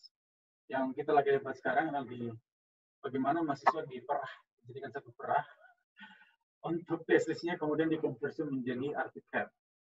Jadi di debat soal tesis kita nggak terlalu masalah, karena tesisnya akan berakhir aman sentosa, karena berakhir di publikasi dan kebanyakan internal. Yang kita persoalkan sekarang, yang kita mencoba untuk problematisir sekarang adalah di konversi proses-proses tesis itu ke artikel. Soal hibrida tesis by publication atau yang tradisional untuk hybrid, itu pun kadang-kadang hanya 2 chapter yang bisa dipublish, 1 chapter yang dipublish out of 4 chapter. Itu bentuk-bentuk hibrida. Tapi memang itu juga sangat tergantung kampus ya, dan juga negara. Kalau mahasiswa saya ada 2 yang by publication, karena memang mahasiswanya mampu. Sedangkan mahasiswa yang menurut kita dari awal agak kurang karena datang dari latar belakang yang bukan peneliti, itu baiknya by tesis aja, karena nanti sengsara, menunggunya terlalu lama. Tapi ada yang 50-50, jadi mencoba menjawab satu tesis besar dengan 2-3 chapter yang dipublish, yang sisanya dari publish, unpublished chapter, which is fine. Bahkan ada juga yang kirim dulu sebagai sebuah tesis, nanti baru kemudian dijadikan publication. Itu terjadi banyak di Belanda, saya lihat beberapa model coding ini. Strukturnya udah dibikin mirip by publication, tapi nggak dipublish sampai kemudian submission of thesis, baru kemudian di-transfer menjadi. Di tingkat itu sangat fleksibel. Kembali ke info ini. Terima kasih. Ya, terima kasih Bung Jonathan Lasa. Berikut Ibu Nili, silakan Ibu Nili. Tolong mikrofonnya. Oke. Ya. Ya, terima kasih Pak Jonathan Lasa dan Pak Neil. Saya hanya mau menambahkan saja sedikit, karena buat saya untuk masalah, saya juga mencoba mencatat, tapi sepertinya saya kurang komprehensif catatannya, jadi saya tidak, dari Ibu yang di Batam tadi, mohon maaf, mungkin saya tidak mendapatkan pertanyaannya secara komprehensif. Lalu dari Ibu Medi tadi ada power relation. Buat saya tadi yang garis bawah, buat saya underline-nya sangat jelas bahwa ini masalah sosial budaya ya. Jadi saya juga tidak mau menutup kemungkinan bahwa di negara maju, misalnya di US tempat saya dulu dan sekarang di New Zealand, ada yang seperti itu, tapi secara lebih komunitasnya gitu ya, terutama di New Zealand sih. Kalau di Amerika sendiri saya ngerasanya masih ada hierarki sebenarnya antara mahasiswa S1 dan mahasiswa S2, di mana kami biasanya manggil doktor siapa gitu ya. Tapi begitu kami masuk ke jenjang S3, itu biasanya sudah by first name gitu. Dan orang Amerika sendiri kan kalau sudah by first name itu artinya sudah lebih intim begitu ya, sudah lebih dekat. Tapi di sini, di New Zealand, saya juga agak gegar budaya, karena ternyata di New Zealand ini sangat lebih progresif lagi dan lebih liberal lagi, dalam artian bahwa just leave your title at home, gitu. Jadi walaupun udah PhD, udah doktor, udah profesor, kami tetap mau dia siswa S1, siswa S2, siswa S3, mahasiswa S3 begitu, tetap kami panggil by first name gitu. Jadi mahasiswa saya manggil saya Nelly gitu. Walaupun juga ada kolega saya sudah sangat mumpuni, profesor siapa begitu ya, yang sudah sangat besar, tetap kami manggilnya dengan nama dengan first name saja gitu. Jadi memang akan berbeda, walaupun bahkan di negara-negara maju juga tidak sama sistemnya seperti itu. Gitu. Dan terutama New Zealand ternyata saya juga belajar bahwa sangat lebih liberal lagi. Dan itu ternyata menurut saya berpengaruh dalam hubungan antara mahasiswa dengan dosen dan juga antara supervisor dengan advisee. Menurut hemat saya seperti itu. Tapi untuk lebih jauhnya saya pikir perlu penelitian yang lebih komprehensif untuk melihat apakah sejauh mana power relation mempengaruhi masalah perampokan akademis ini ya, karena buat saya ini masih awal dari isu yang kita bahas. Lalu untuk masalah tesis dan hybrid tesis sendiri, saya sendiri kami tidak pakai itu di sini gitu ya, dan juga perlu saya paparkan juga, saya waktu pindah dari Amerika Serikat ke New Zealand, lagi-lagi saya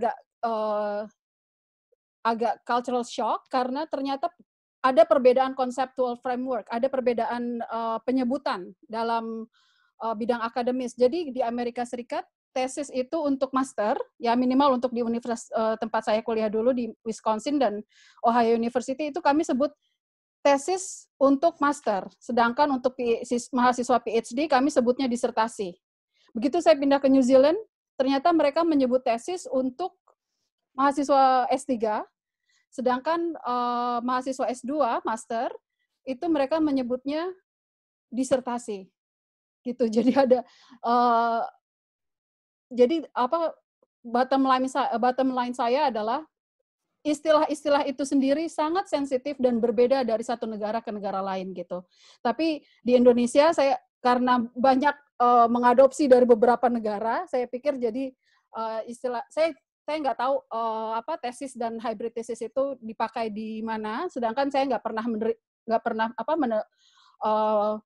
memakai istilah ini waktu saya di US, dan sekarang juga istilahnya juga agak berbeda gitu. Jadi tesis di New Zealand adalah yang dikerjakan oleh mahasiswa PhD, sedangkan saya waktu saya sekolah di US kami menyebutnya disertasi, dan bahkan dua kata ini pun digunakan dengan berbeda, walaupun sama-sama di akademik, tapi begitu masuk ke dalam wilayah teritorial, ternyata sangat beda artinya gitu.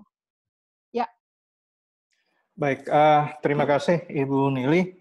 Baik, Bapak Ibu narasumber dan peserta webinar sekalian, kita sudah tiba di jam 13:01 waktu Indonesia Barat, dan saya atas nama penyelenggara webinar gratis menyampaikan banyak terima kasih kepada semua peserta webinar, dan di Zoom ini terpantau tidak keluar dari 90 partisipan. Jadi ini semuanya bertahan pada Zoom seminar ini. Kemudian dan di YouTube juga terpantau cukup banyak yang memantau.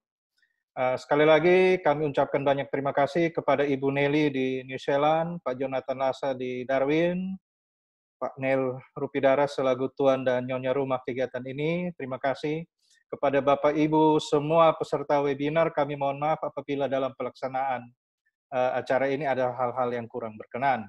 Namun sebelum saya menutup Zoom ini, kalau boleh saya highlight beberapa hal yang penting. Yang pertama dari diskusi kita adalah Komite Etik Ilmiah itu menjadi suatu lembaga yang penting yang perlu berada di semua universitas, sekaligus dia berperan sebagai semacam polisi lalu lintas untuk memantau perjalanan publikasi bersama antara dosen mahasiswa agar kita bisa terhindar atau lepas dari aktivitas perampokan akademik. Yang kedua adalah kembali kepada hati nurani, baik hati nurani profesor, hati nurani mahasiswa. Jadi kalau memang tidak punya kontribusi, ya tahu dirilah untuk tidak memaksakan diri untuk mencantumkan namanya dalam publikasi. Saya kira itu dua hal yang sangat penting dari diskusi kita. Sekali lagi, terima kasih, salam sehat untuk semua, salam sejahtera untuk semua. Sampai jumpa lagi di webinar mendatang. Terima kasih, selamat siang.